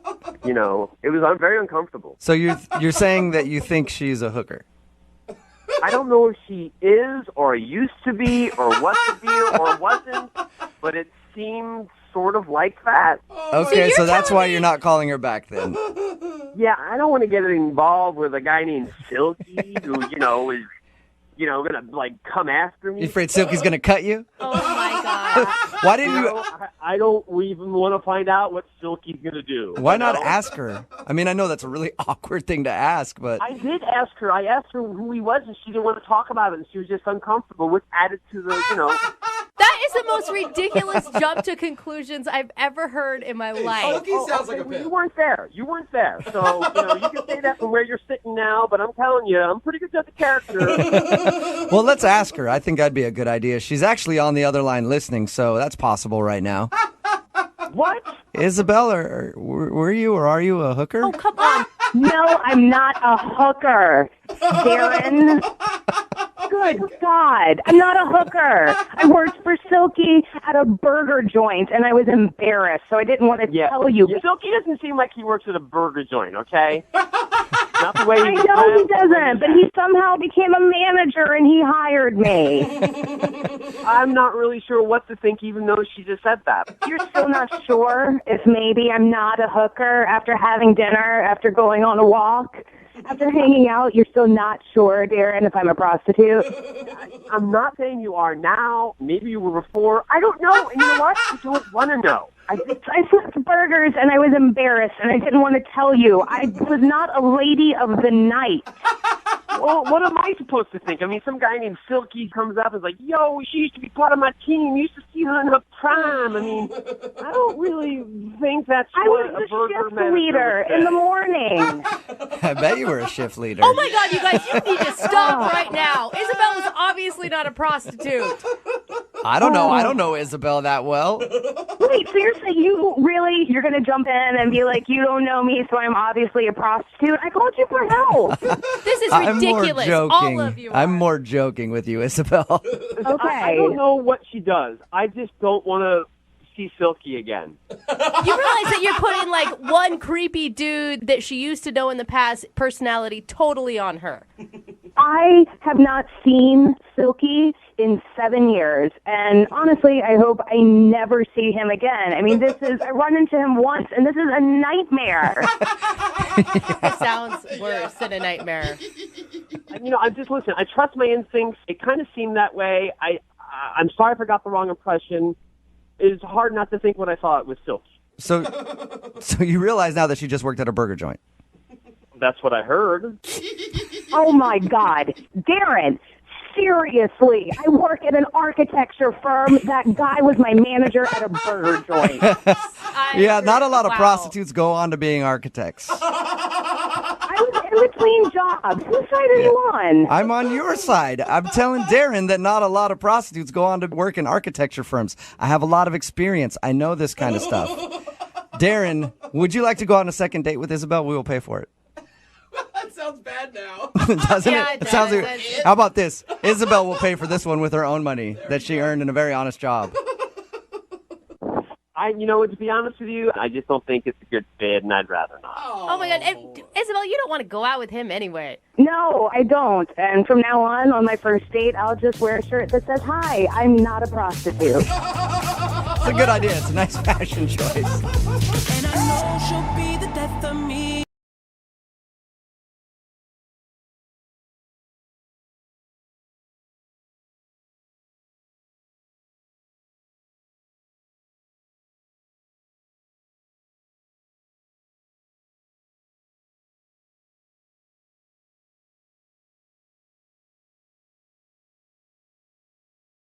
Moving 92.5. Second date update. When you decide it's time to go out into the dating world, the prospects might be underwhelming. Well, duh, there's a reason they're not taken yet. But Speaking of myself as well. the volume of prospects, though, can be overwhelming. There you go. And that's why you have to look out of however many swipes you're doing, 100, 200 a day. Whoa. You have to start thinking, maybe I need to look for a sign in here. A sign? Yeah. Okay. Something that shows you it's the right person. So like the opposite of a red flag. Right. So for a lot that of people in this room, that sign might be something that says STD free. Yeah. Yeah. That's a good sign. Yeah. I mean, It's kind of picky, in least the one Tinder is. world. But one of our listeners, Claire, was on a dating app recently and says that she saw a sign. So Claire, how are you today? Hey guys, I'm good. Tell us who this guy is. What's his name? His name is Adam. Okay. And have you been doing dating apps for a while? Yes, Okay. I've been on Tinder for a while. Yes. I could hear the sadness in your voice Yeah. just then. What was the sign that said Adam was the one for you? So on his bio, his birthday is the same day as Nicolas Cage. And I love him. Like, I am crazy about him. Wait, you're crazy about Adam, or you actually like Nicolas Cage? Oh, I'm crazy about Nicolas Cage. We found the one. Wait. The one Nicolas Cage is your type. You're talking about the same Nicolas Cage we're talking about, like the actor. Yes. Oh my gosh. You guys don't think he's hot at all?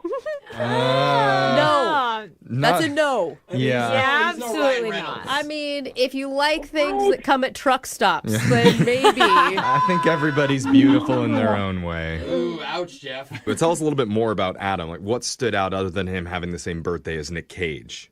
I mean, he's like not really my type, but I decided to give him a shot because he has the same birthday as Nicolas Cage. And he's cute, but his personality, I think, is just what made him so much more endearing. And like, I was really just into him. Okay, so like, did you hit on him or did he hit on you? How'd you guys make the date happen? So when we matched, I kind of just reached out to him and was like, we should get together and grab a drink because, I mean, it's got to work. He's the same sign as Nicolas Cage. So Okay, and what'd you guys do for your date?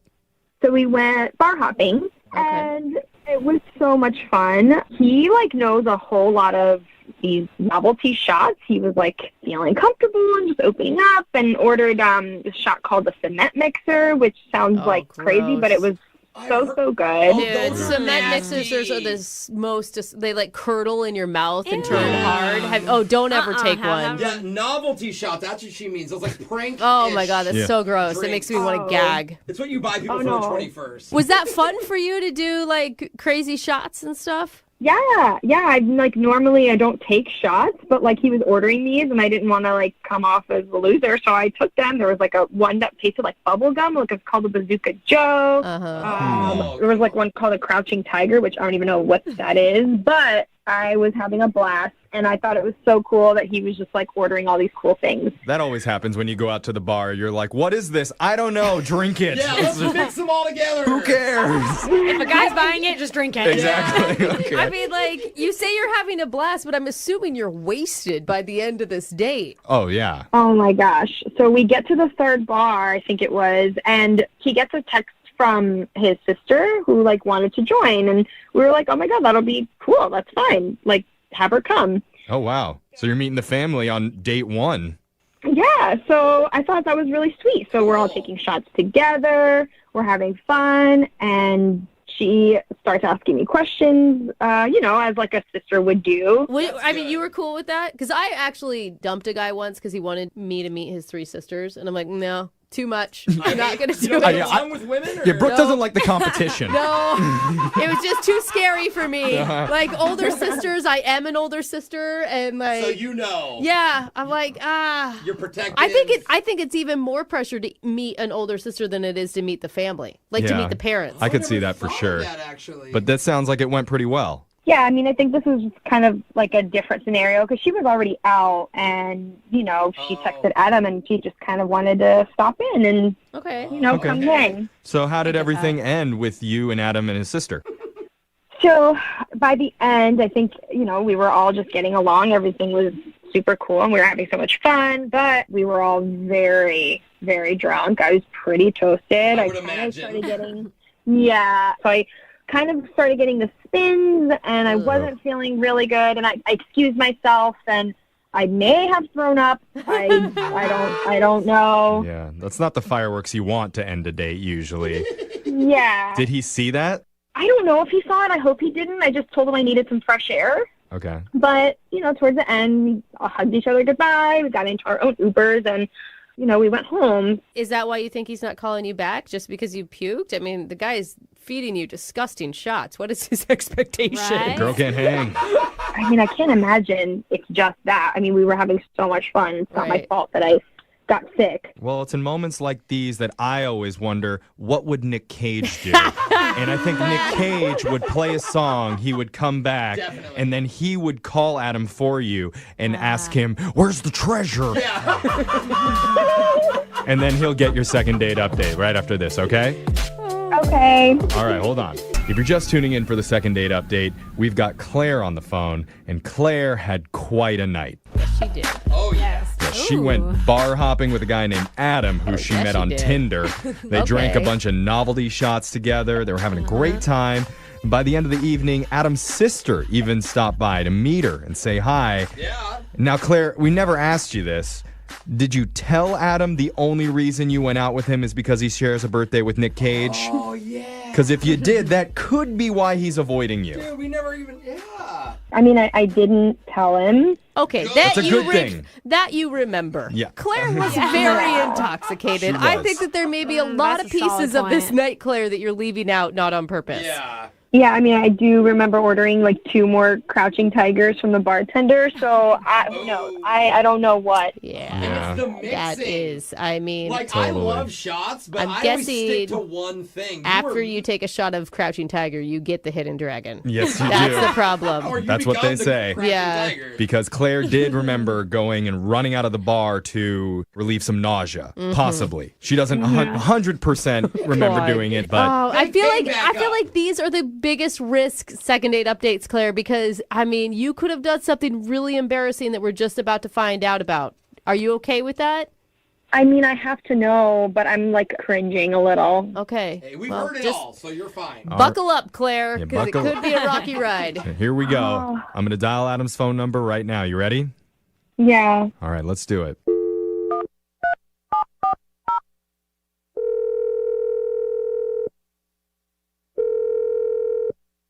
Hello?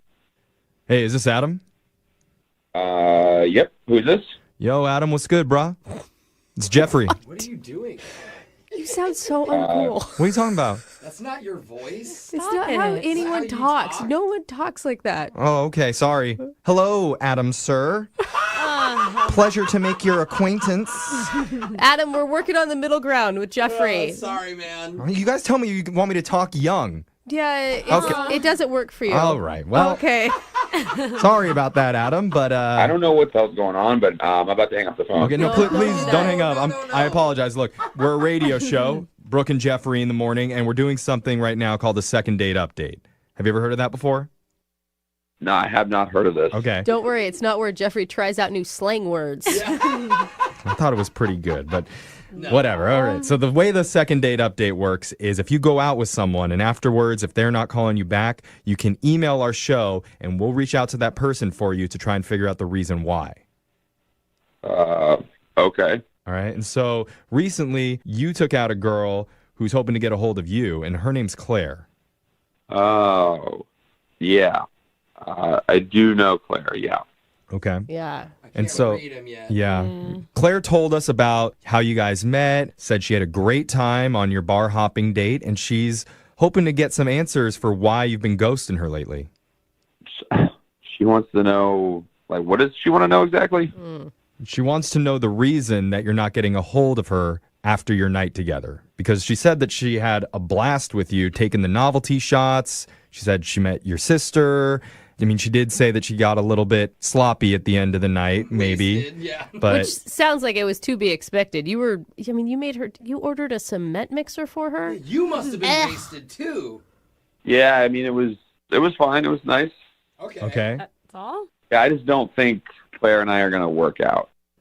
Okay. Can you explain why? Because Claire has no idea. And she was honest. I mean, she said a lot of the night was a little hazy, so maybe something happened that she doesn't remember? No, not really. I think the vibe wasn't right. I mean, it was good at some parts, but overall, I think it just probably wasn't for the best. Okay. Could you be a little bit more specific, though? Because she really wants to know what she did wrong. Like, was it her getting drunk? Did she say something weird in front of your sister? To be honest, my sister wasn't really my sister. Huh? Well, she's your stepsister? What does that mean? She was actually an ex-girlfriend of mine. We're still close. Whoa! Your ex-girlfriend, you played off as your sister. Or you dated your sister. Yeah. Now we Brooke is need okay clarity. with that. No, I've never dated my sister. Okay. All right. But this girl that you told Claire was your sister is actually an ex-girlfriend.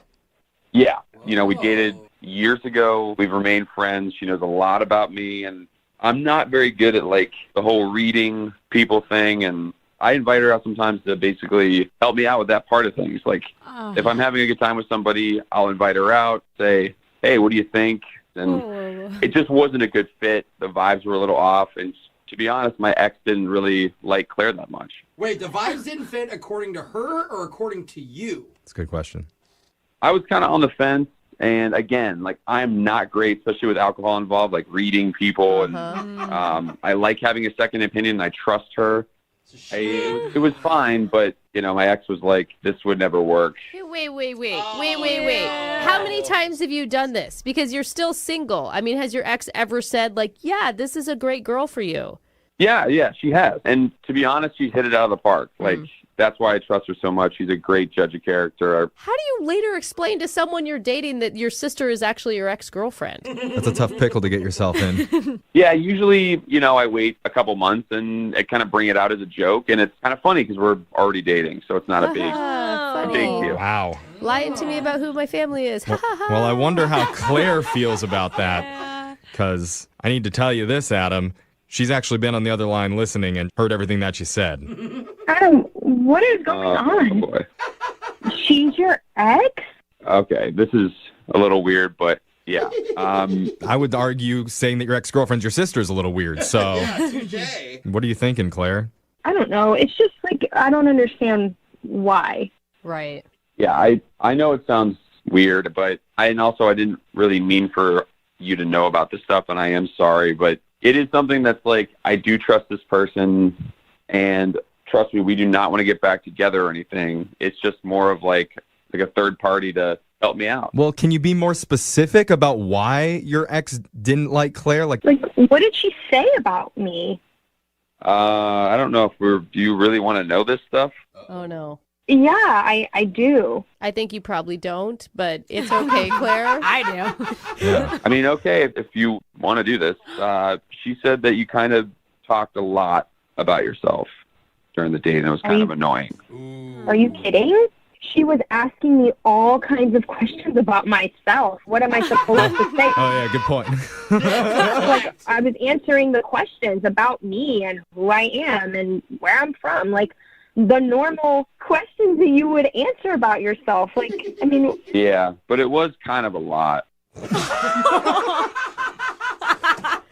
You know, though, Claire, that is actually not too bad of an insult. I mean, I think that we can all fall victim to that sometimes. Like, you're not the only person who has ever... answered questions? I don't know. No, I just mean, got caught in a one-sided conversation. Can you look back and think, like, maybe you weren't asking enough questions about them? I mean, maybe I was, like, a little more chatty since I was drunk and just, like, you know, I guess maybe rambling on and answering about myself. She also said that you were on your phone a lot, too. So. What? Oh, that's a bad that's a bad Claire. look. Yeah, we were talking about, like, traveling and places that we've been, and I took a trip to Italy, and I was sharing those photos with you guys. Oh, yeah, you're sharing photos of your vacations. Yeah, it's all about you again, huh, Claire? It does sound, I mean, these are points that we can all learn from, right? You can grow. Mm-hmm. Yeah, and Claire actually had a really nice time and a great vibe with you up until that point. So, dude, then just go with your gut. Adam, I was definitely very drunk, so I feel like you didn't get enough time to, like, really get to know me without having your ex there, like, you know, asking me all these questions. And then I was nervous because here I am thinking, like, this is your sister, right? And I'm trying to make a good impression. I'm also drunk, and I might have been talking a lot. And it's a great point. Yeah, just stop talking there. Just stop talking there, Claire. You have to learn. You have to learn from your past mistakes. Just shut up. Oh wait, are you on the phone right now? You better hang up. You guys, stop joking with me. Okay. Oh, Claire, I think that you bring up excellent points. Okay. I mean, you do. Yeah, well, here's what I'm going to do. Adam, would you like to go out with Claire one more time without your ex? Yeah. Yeah, that should be a rule. You said that you vibed with her before she came along. What do you think? Give her another shot. We'll pay for it. I mean, for goodness sake, she's still interested after hearing that messed up story about the sister line. Yeah. I guess my ex and I did kind of set you up for disaster a little bit, and you were asking a lot of questions about you and your trip, and yeah, I would love to see you again. Yeah. All right. Claire, does that work for you? That does. It works for me. Why do you sound so disappointed with it? Like, oh, it does. No, I am. I'm glad. I'm a little bit embarrassed too. So Again, we don't need to hear about your feelings anymore, Claire. Ask about our feelings. Moving 92.5. Moving 92.5. Brooke and Jubal's second date update. I think it's funny the difference in emails that we get. Like when a guy emails us and he thinks he's been used for a one-night stand, he's always like, it was awesome.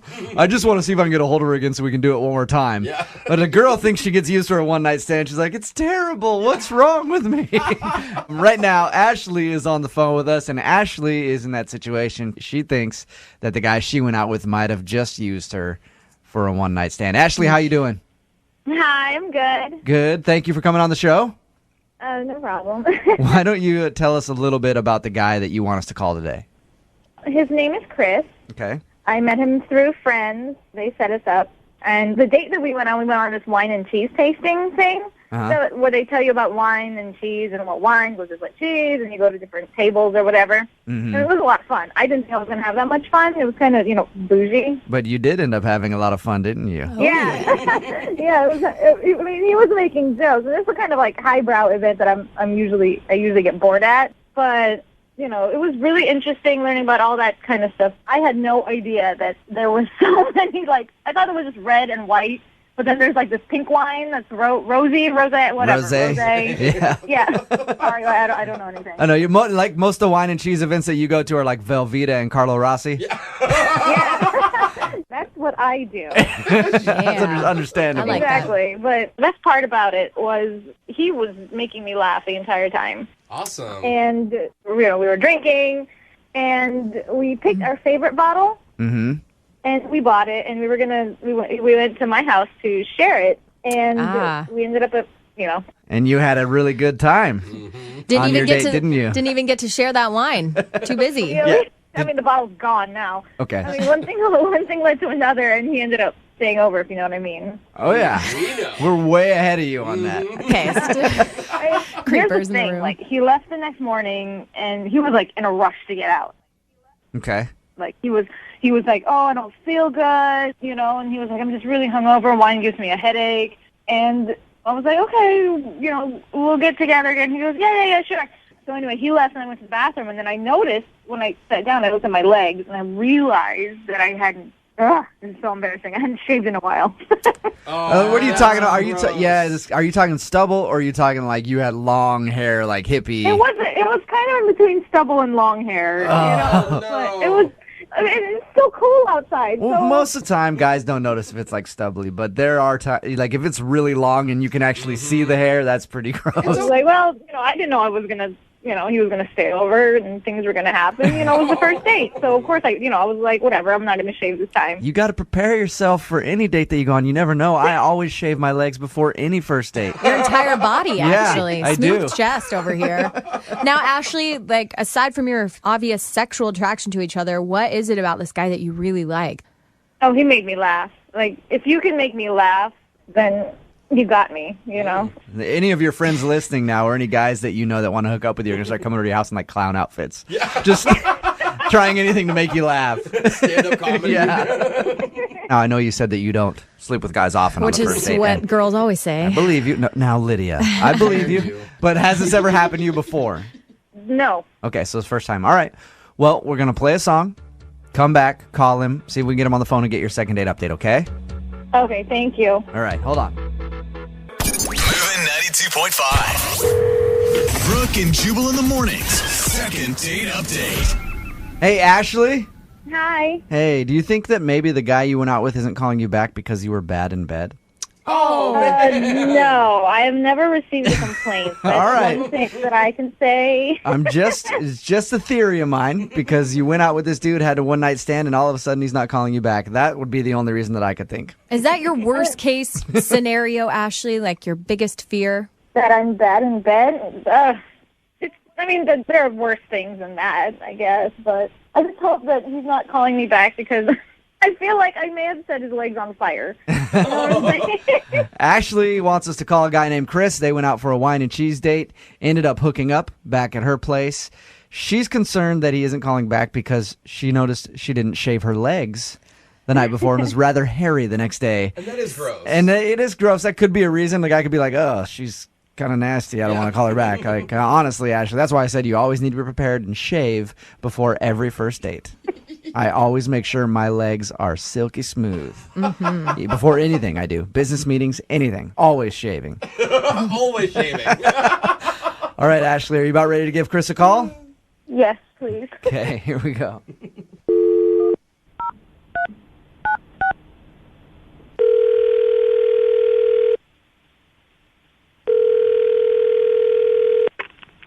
Hello? Hi, can I speak to Chris, please? This is Chris. Hey, Chris, how are you? This is Jubal from Brooke and Jubal in the Morning on Moving 92.5. You got a second? I'm sorry, who is this? Jubal from Brooke and Jubal in the Morning on the radio station Moving 92.5. Okay. Have you ever heard our morning show before? Maybe. I don't know. All right. I'm just a little confused why you're calling me. You recently went out with one of our listeners named Ashley. Yeah, I did. Assuming from that laugh you remember Ashley. I do remember Ashley. Well, Ashley has been trying to get a hold of you for like over 10 days now, she says. Right. And she's wondering if she did something wrong because she would definitely like to see you again. God. Do you mind telling us why you don't want to call her back? Yeah, I mean, I don't want to tell you, but I mean, we just had, it was an all right time, but things just got a little weird. So They got a little. Is it because her legs were hairy? her legs. She told us everything that happened on the day. She said that you guys had a one-night stand, and she's concerned that she didn't shave her legs, and you were grossed out by that. Honestly, I didn't even notice that. So Okay. Really? What is it then? I'd rather not say. It was just a little awkward. More awkward than this? I mean, come on. Everything was fine until we went back to her place, and then we started hooking up, and it just got a little strange. What do you mean strange? Like she pulled all kinds of weird gadgets out of the closet and Mitch showed up? I mean, what happened? No. Like so this is so strange. She kept on shushing me. What? Shushing you? Oh, no. I hate when people shush me. As in, like, during the act? Shushing you? Yeah, and she kept on shushing me, and she would put her finger up to my mouth and just, shh, please, don't, be quiet. And I didn't understand because it's not like I was being particularly loud. It just ruined the whole experience because I just felt like... I could see how that would ruin it. I'd be like, stop it. I want to make a little noise if that's okay. Chris, did she have roommates or something? No, she lives alone. And as it went on, she became increasingly sort of like aggressive. She'd be like, shh, shh. And I was like, even okay, more? I'm sorry, like, this is just a natural sound. Like, this is what people do when they hook up. Chris, I hate to shush you again, but I want you to be quiet for just a second because Ashley is actually on the phone with us. Wait, what, right now? Yes, she is. Hi. Wonderful. Hey, Wow. I cannot believe you said all of that on the radio. This is so... I just wanted to be honest, and that's the situation. I didn't mean to make you feel uncomfortable or put you in an awkward position. Really? I mean, I feel a little uncomfortable, so... Sorry. But can you now explain to me why you did that? Here's the thing. I kept shushing you because there cannot be any noise when I'm doing my thing. Like, it's too distracting. So, Ashley, you know that you were doing that. Well, I just need quiet. Like, People need like silence to concentrate. I'm one of those people, and I am at my best in total silence. You know, but I didn't think that would be the reason that you're not calling me back. You know, I feel like that's such a cop out. Oh, wow. You were holding your hand over my mouth, shushing me. Like, I haven't had a hookup like that since I was in high school, and I was worried my parents were going to hear me. Like, like people are going to make noises. Have you been shushing everybody that you've ever slept with? Yeah. Well, they've never complained. They've always came back. Oh.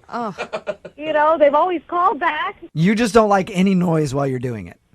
I would prefer no noise, but Are you silent the whole time? yes. Wow. Ashley, have you had like serious boyfriends? Yes. And nobody's ever said, hey, can you do me a favor and not shush me every single time we do it? Maybe make a Maybe noise. they've mentioned it, but they've never like made such a big deal out of it. Honestly, I find that a little hard to believe. Maybe they didn't say anything, but I'm sure they've thought it. I cannot be the first person. Here's the thing. I like you. I really like you. You made me laugh. And, you know, I mean, I guess is it something I could work on? If you feel the same way about me. Maybe before you guys hook up again, you could wear earplugs beforehand. That's Or sexy. put on some big headphones, some Beats by Dre's, some sound-canceling headphones, listen to some music or something so you can get in your zone while he's in his. Maybe. I don't know. That seems like a compromise. Meet Yeah. in the middle somewhere. Chris, would you like to go out with Ashley again? We will pay for a second I'm not date. gonna hook up with the girl who's wearing a pair of earphones. Come I'll say on. that. Like that's. We'll pay for the second date. Please? Will you go out with her again?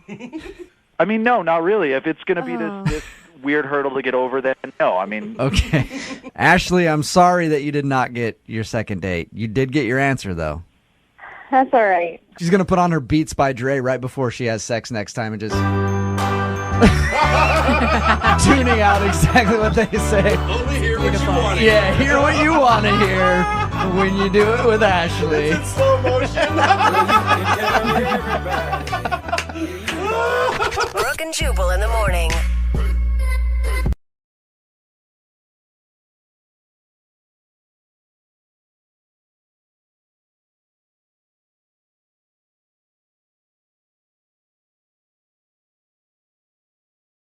Moving 92.5. Brooke and Jubal's second date update. I'm not sure how old the dude is who's calling in for a second date update today, but judging from his email, he's just a little guy. Because it looks like his mom set him up on a play date. What? And that's where he met the girl that he wants to call today.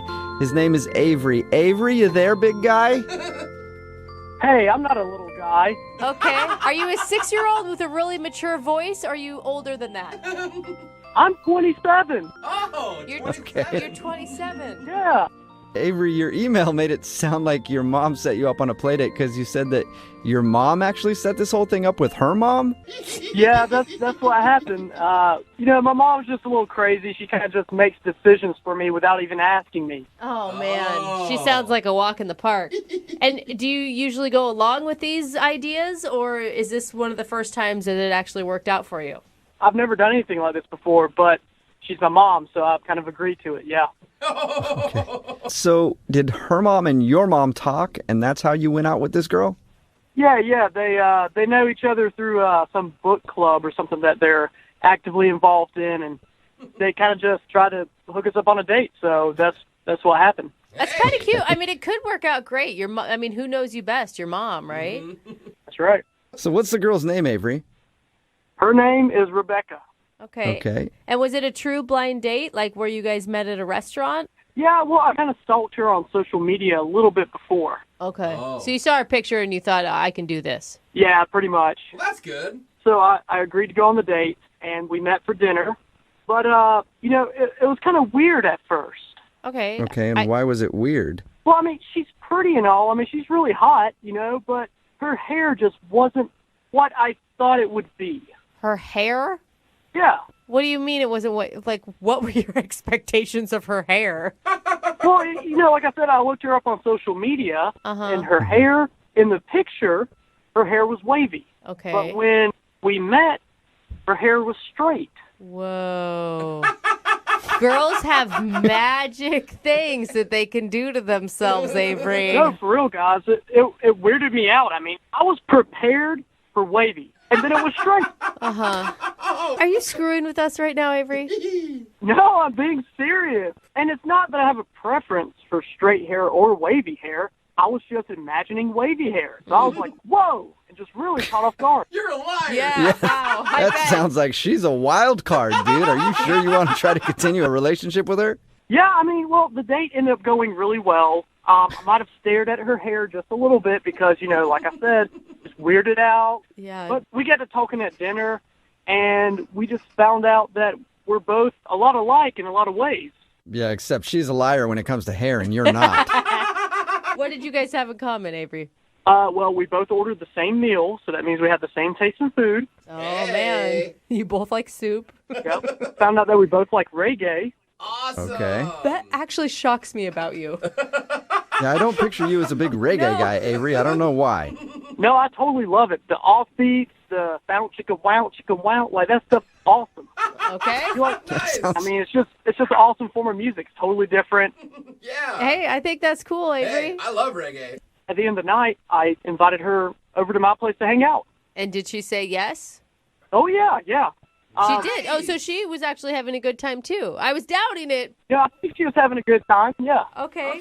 How did that go back at your house? Listen to a little reggae music back there, maybe curl her hair so it looked normal? No, just waves. Don't go all the way to curly. Oh, yeah, sorry. We did listen to some reggae back at my place, but no, I didn't touch her hair. I left it nice and straight, even though, everything in me wanted to make it curly. I left it alone. I didn't touch her hair that much. Good. So wait, was this like a night back at your house, or did you guys just have a couple drinks? We ended up hanging out, sitting on my bed, and making out a little bit, but nothing more than that. Oh, nice. Okay, so it sounds like she liked you back. Yeah, I think so. God, I bet that's not what your mom had in mind when she set you up. Make-out sessions. I bet she didn't. I bet not, Avery, you animal. Yeah, that's right. But I don't know why she's not calling me back. I've been trying to get in touch with her. I tried texting her a few times. I called her once, checked in with her on social media. I asked my mom to talk to her mom since they're like pals or whatever. And she didn't say anything. She had no intel for me. So I don't really know what happened. I don't know what to do. I don't know if it's something that I did. Do you believe your mom, or do you think she's lying to you to save your feelings? Nah, my mom wouldn't lie to me. Okay. Was there anything weird that happened that you can think of that would have turned her off? I mean, she made out with you at your place. I really don't know, unless she was picturing my hair being differently, too. Maybe that's it. Well, hopefully that's the problem, and then we can get her on the phone and clear all that up for you, Avery. We're going to play a song, come back, call her, and get your second date update, okay? Okay, sounds good. All right. Moving 92.5. Brooke and Jubal in the mornings. Second date update. If you're just tuning in for today's second date update, today is a big one. One of the craziest things we've ever heard happen on a first date before, ever. Oh, no. What? Avery is on the phone to do a second date update. He got hooked up with a girl because their mothers know each other. His mom knows her mom, and they said that they should go out on a date. Mm-hmm. They did have a fun time, but the biggest shocker for Avery, when she showed up, her hair was different. Yeah. I mean, talk about a bomb being dropped. Oh, God. Apparently, when he saw pictures of her, her hair was wavy, but when she showed up for the date, her hair was straight. And that made Avery feel a little uncomfortable, but he says that they recovered, had a nice night, even went back to his place and made out a little bit, but now she's not calling him back. Avery, are you ready to get your second date update? I'm ready. okay, and looking into the future right now, Avery, if you were to get a second date and say she cut her hair, I mean, is that something you're also mentally prepared for? Well, it might take a little bit of time, but I really like her, and I think that's all that matters. Wow, you're a bigger man than most, Avery. Yeah, salute to All you. right, Avery. Well, I'm going to dial her phone number right now, okay? All right.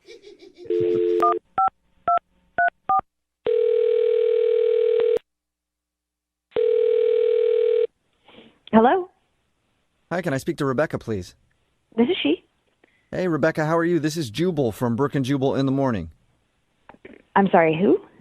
Jubal from Brooke and Jubal in the Morning. It's a radio show. Oh, hi. I'm fine. How are you? I'm good. Do you have any idea why I'm calling? I honestly don't even know who you are. Okay. It's very honest. I'll explain the whole thing. My name is Jubal, and I host the show Brooke and Jubal in the Morning. That's Brooke over there. Hi. Hello. And that's Jose over there. Hey, what's up? Hello.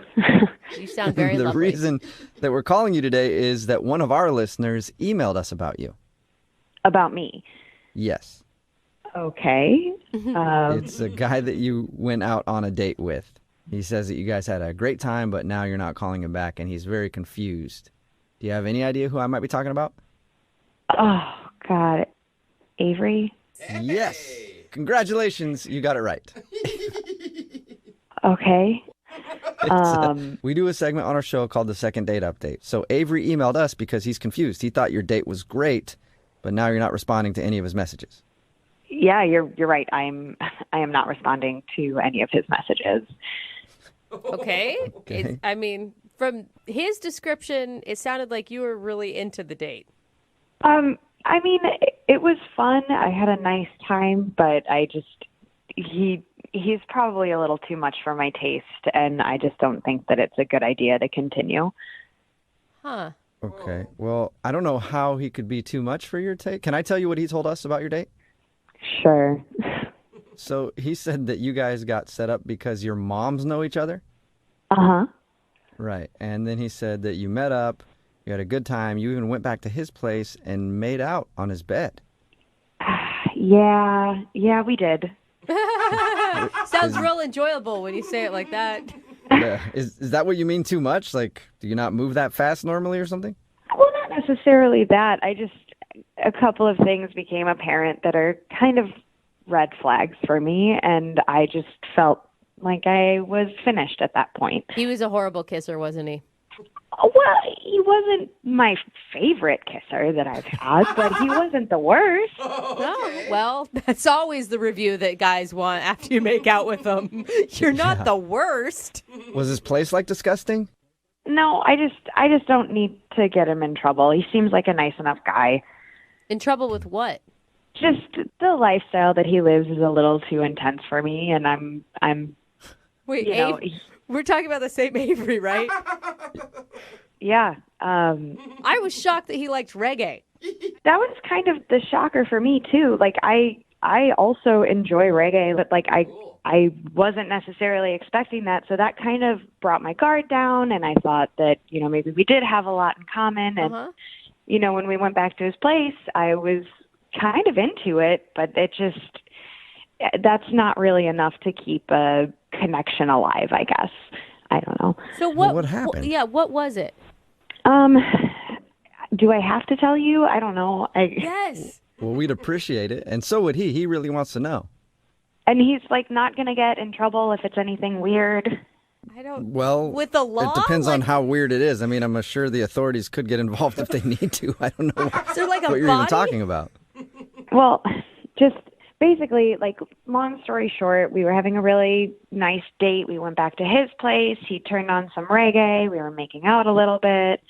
And then all of a sudden he stops me and he says, "Why don't we kick this party up to the next level?" Whoa! Wait, what? What does that mean?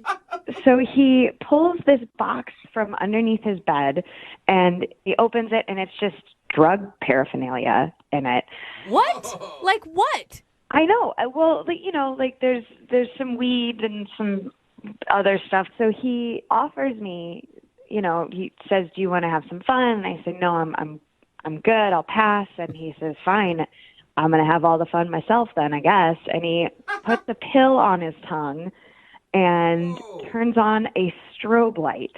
Shut up. Oh my God. And like all of a sudden the date turns into this rave and I was just I was not on board. And he says, "Let's go crazy." And then he stands up on his bed and starts dancing and like gyrating. We're talking about the same Avery. Yes. Rebecca, what are you doing? How can you say that stuff on air, on the radio? Wait. What's going on? Oh, that's Avery. He's actually on the other line listening and wants to talk to you. Rebecca, our moms are going to hear this. Moms. I forgot about the moms. You've been listening the whole time. Yes, I've been listening to everything. I didn't know that was an issue. How could it not be an issue, Avery? You said you liked reggae. You said you were into the culture. We were on the same page. Oh my God, the movement and the historical significance of it, not the drug culture.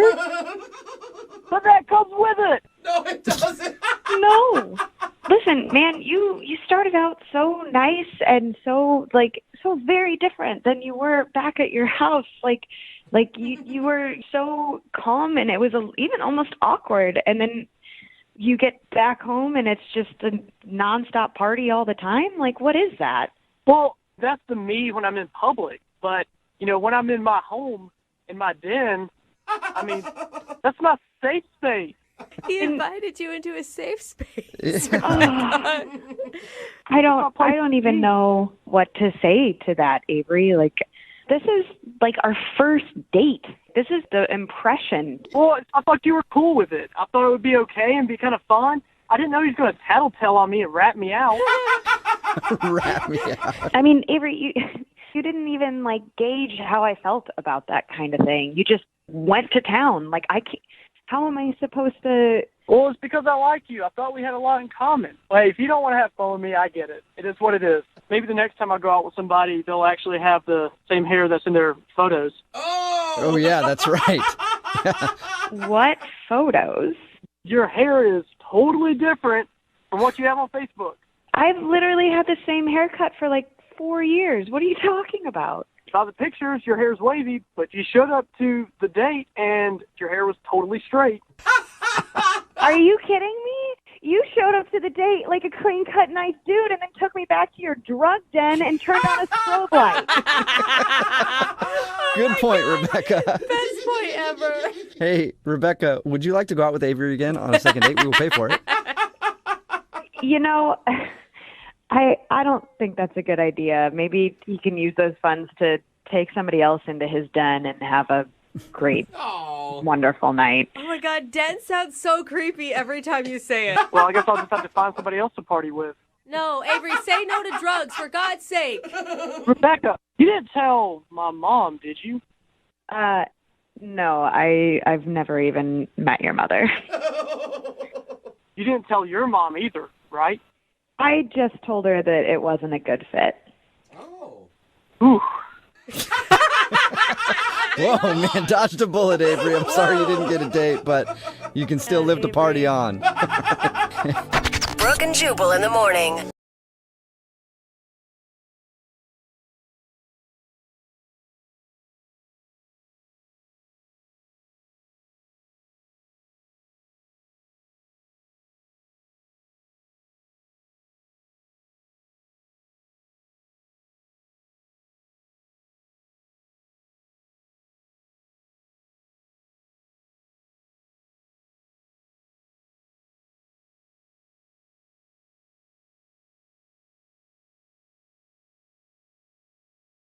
Taylor is on the phone for a second date today, and if Taylor can't score a date with the dude that she wants to call, I'm pretty sure that I will be scheduling a man date with him. Whoa, Really? Really? Yeah. You like him already that much? Sounds like he and I have similar interests, that's all I'm saying, because they met at the salon. I don't know what sort of service he was getting, but I spend a lot of my time in salons, Yeah. and been looking for a bro to do it with me. Well, So, I will say your cuticles are top notch. thank you very much. Mhm. So, Taylor, you've got some competition if you don't get a second date, okay? Okay. She sounds scared. All right, your email says that you met the dude at the salon. Was he working there? No. He was also getting a pedicure. We both were. Oh, now I want to meet him even more. Now- Even more. Were you lucky enough to get a chair next to the said man's chair? Yes, we were sitting right next to each other. Ooh, that's a lot of time to get to know somebody. How did that happen? Did you guys did he show you something in his Us Weekly that he was checking out? You know? They always have Us Weeklies. He was just sitting there. I found him attractive, so I initiated a conversation. I just told him, I don't see a lot of guys in here. Oh, okay. And he said that he pampers himself, and once a month he gets a pedicure. Really? Then he said, maybe that's why I don't have a girlfriend. Oh, so he threw it out there. He wanted you to know Oh. immediately that he was single. Yes. So then we got a little flirty with each other. He said that he liked my feet, and then I told him I like his lips. What? Wait. Oh, wow. Okay, so you went for by the way, that's the one place where I think it's okay when you're starting to flirt with someone to just be like, I like your feet. If you're getting a pedicure. In any other situation, it's creepy, for sure. Yeah. But you went straight to his lips. That's definitely going to tell him, like, hey, I'm down to kiss you later. Yeah. Yeah. And I was. Okay, I like All your right. style. So who asked who out?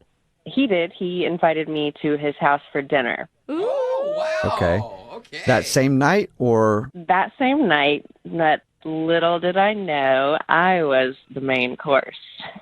Whoa! Whoa. It's got hot. Now I'm like Yeah. uncomfortable. I don't know. Like that went fast. See, We moved suddenly too fast. every dude that's out there like, oh, real men don't get pedicures. Now they're all on the phone frantically trying to book an appointment. I never understood that anyway. It's just your feet. Like, why wouldn't you want to have nice feet, man or Seriously. women? It seems weird to me. And ladies love nice feet. Yeah. And dudes' feet are usually terrible. So even if your feet look halfway okay, they're like, wow, he takes care of himself. So anyway, back to the point. It sounds like you had a really nice date with him. I definitely did. And the next morning, I said, do you want to go get some brunch? And he said he had a dentist appointment, which I'm not sure I believed. Okay. Why Why didn't wouldn't you you believe believe him? Just the tone of voice, I guess. And All yeah. right. Yeah, no, I don't want brunch. I have dentist appointment. Yeah, not that exaggerated, but yeah. He like looked at a toothbrush, and that's the first thing that came to his Yeah. head. Yeah. So how did you leave things then? Well, we did both agree that we wanted another date, and I've been really busy recently, and I know he probably has too, but I've been trying to make time to see him, and he's not really calling me back. We have exchanged a couple texts. I just don't really feel like he's trying to, go on a second date. He's not putting in the effort that I am. Weird. Was there anything that made you feel like this was more than just one wild, crazy night? I mean, when we were talking and having conversations, it turned out that we had a lot in common. So, I mean, I definitely would like to pursue this and get a little deeper than, a one-night stand. Right. I shouldn't say deeper. Yeah, I know. I was trying so hard not to make a joke. Thank you for addressing it for me. That helped. You're welcome. He has been texting you, though. Yeah, we've exchanged some texts back and forth.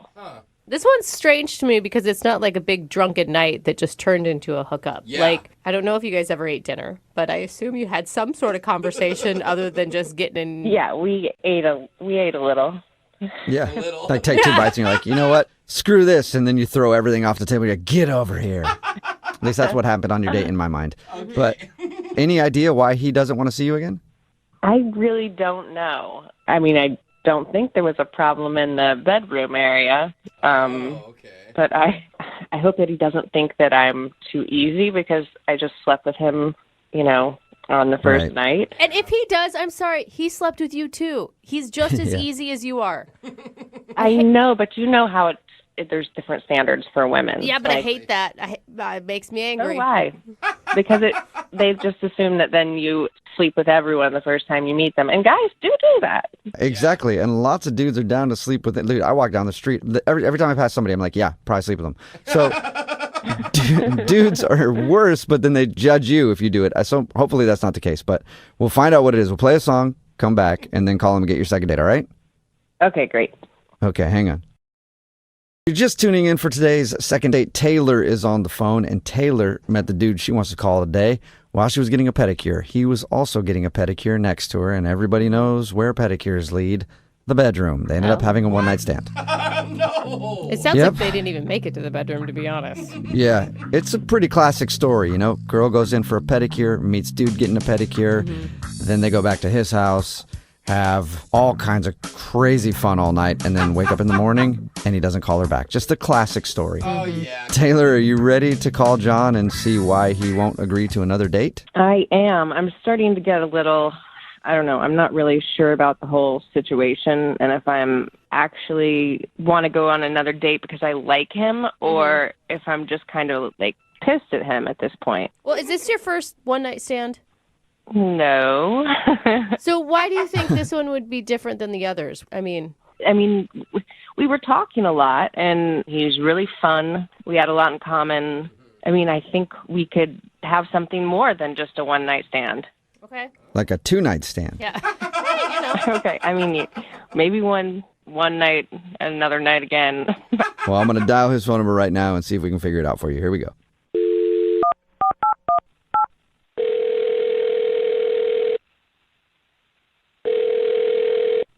Hello? Hi, is John there? Who's calling? John, are you there? Yeah, this is John. Hey, John, how are you? This is Jubal from Brooke and Jubal in the Morning, the radio show. Okay. We do a segment on our show called The Second Date. Have you heard of that before? Nope. Okay. All right. Well, what it is if you go out on a date with somebody and then end up blowing them off after your date, they'll email us to get you on the phone and find out what happened. And we recently got an email about you. About me? Yeah, about you, Mr. Soft Toes. What are you talking about? I'm talking about you got great feet, man. That's so creepy. You got fabulous feet. True, though. I'm sorry, man. I'm just confused. Why are you talking about my feet? Because they're smooth. And I like that about you. Because my feet are smooth as well. Because I get pedicures, too. Oh. And the girl that reached out to us, her name is Taylor, and you met her while you're getting a pedicure. Oh, okay, man. That makes a lot more sense. I was kind of weirded out by you talking about my feet. Yeah. I like how it was only kind of, though. I mean, good on you. Just a little. Yeah. So Taylor reached out to you guys about me? Yeah, she did. She sent us an email because she's confused. She's been trying to schedule another date with you after you guys went out, but it seems like you don't want to see her again. I mean, I don't know what she told you guys. Well, it sounds like you just went back to her place and went right to the fun. Actually, guys, we went back to my place after the salon. Okay. That's what I meant. Sorry. But still, you guys had fun. We did. We did have a nice evening together. Okay. She was a bit more graphic about it. Yeah, Told us she everything. was. Everything, John. God, even her laugh was more graphic about it. She told you guys everything that went on? Everything, dude. Every single detail. That's why Jubal wants to get a hold of you. What is it? I mean, I'm not so comfortable with someone sharing all my intimate stuff on the radio. What did she tell you guys? She just told us that you guys hooked up, but she says that it seems like you don't want to see her again. Is that true? Okay. Wow, this is just getting stranger and stranger. After we hooked up, obviously I invited her to stay the evening at my place. Right. And she was like, "Oh, great, I'll go get my bag from the car." And I was like, "Cool. I don't know why she already pre-planned a bag. That's kind of strange. I mean, we literally just met." But you know, I didn't question it. I just assumed maybe she had a change of clothes or like it was a gym bag or something. Right. That's totally something that a lot of people have in their cars. Right. That's what I thought. So anyway, she comes back into my place with this bag, and it's much larger than I expected. You know, again, I thought it was like a duffel bag or a backpack. You know, she comes in with what almost looks like a rolly suitcase type duffel bag. Like she's getting ready to go on like tour or like travel the hills of Europe or something. Anyway, she opens this bag and she takes out this mask. Mask? Like a mask. It sounded like it said meth for a second. I was like, whoa. No. Mask. That's what almost have been a more appropriate solution. Really? She pulls out this mask, M-A-S-K. And this thing is the scariest friggin' thing I've ever seen. What is it? Like it's a sleeping mask, but it looks like a Darth Vader mask. It looks like it's got tubes and it's got like these giant red bulgy eye holes that like will block out light, but like to the outside, you know, it looks like you're like a villain in a Batman movie. Wait, red.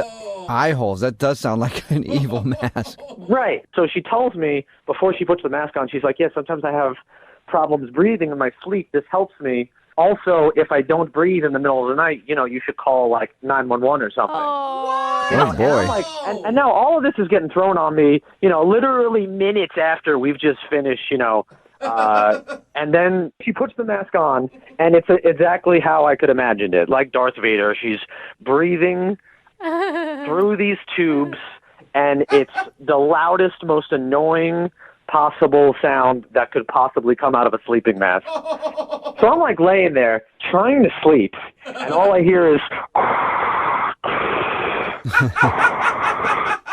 Come on, though. That's not her fault. She obviously it's not her fault, but I mean, I have a horrid night's sleep. Like, I get zero sleep. Not only that, I am freaked out by this mask. That's scary. Again, I really, really like Taylor, and we had a great evening together, but that was just... That threw me off, man. So, I mean, you guys can understand. I just think that it'd be better right now if I don't see her. You obviously had an amazing chemistry. You got along really well. Yeah, I mean, that's true. It's just, I mean, maybe I'm not describing it better. You really need to take a peep at this thing, I mean, I wouldn't be surprised if she told me, like, I also like to wear it most hours of the day. I mean, that's all I would need. Let's ask her, John. She's on the other line listening and wants to talk to you. I mean, I don't know why I forgot to tell you that, but we should just ask her. What? Yeah, Taylor is actually on the line listening and wants to talk to you. Like, on the phone, or she's just listening on the radio? On the phone. It's me. Oh, man. Yep. Wow, Taylor, I am so sorry. I don't understand why it's a problem, because I explained everything to you that night. It's not a big deal. I mean, it's just a machine. I mean, it was a scary machine that kept me awake all night. I didn't sleep at all. Well, I'll tell you that you did sleep at some point, because you snore extremely loudly.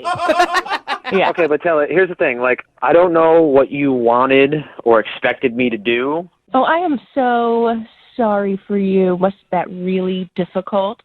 Sleeping next to someone with a machine? What a hard life for a little baby.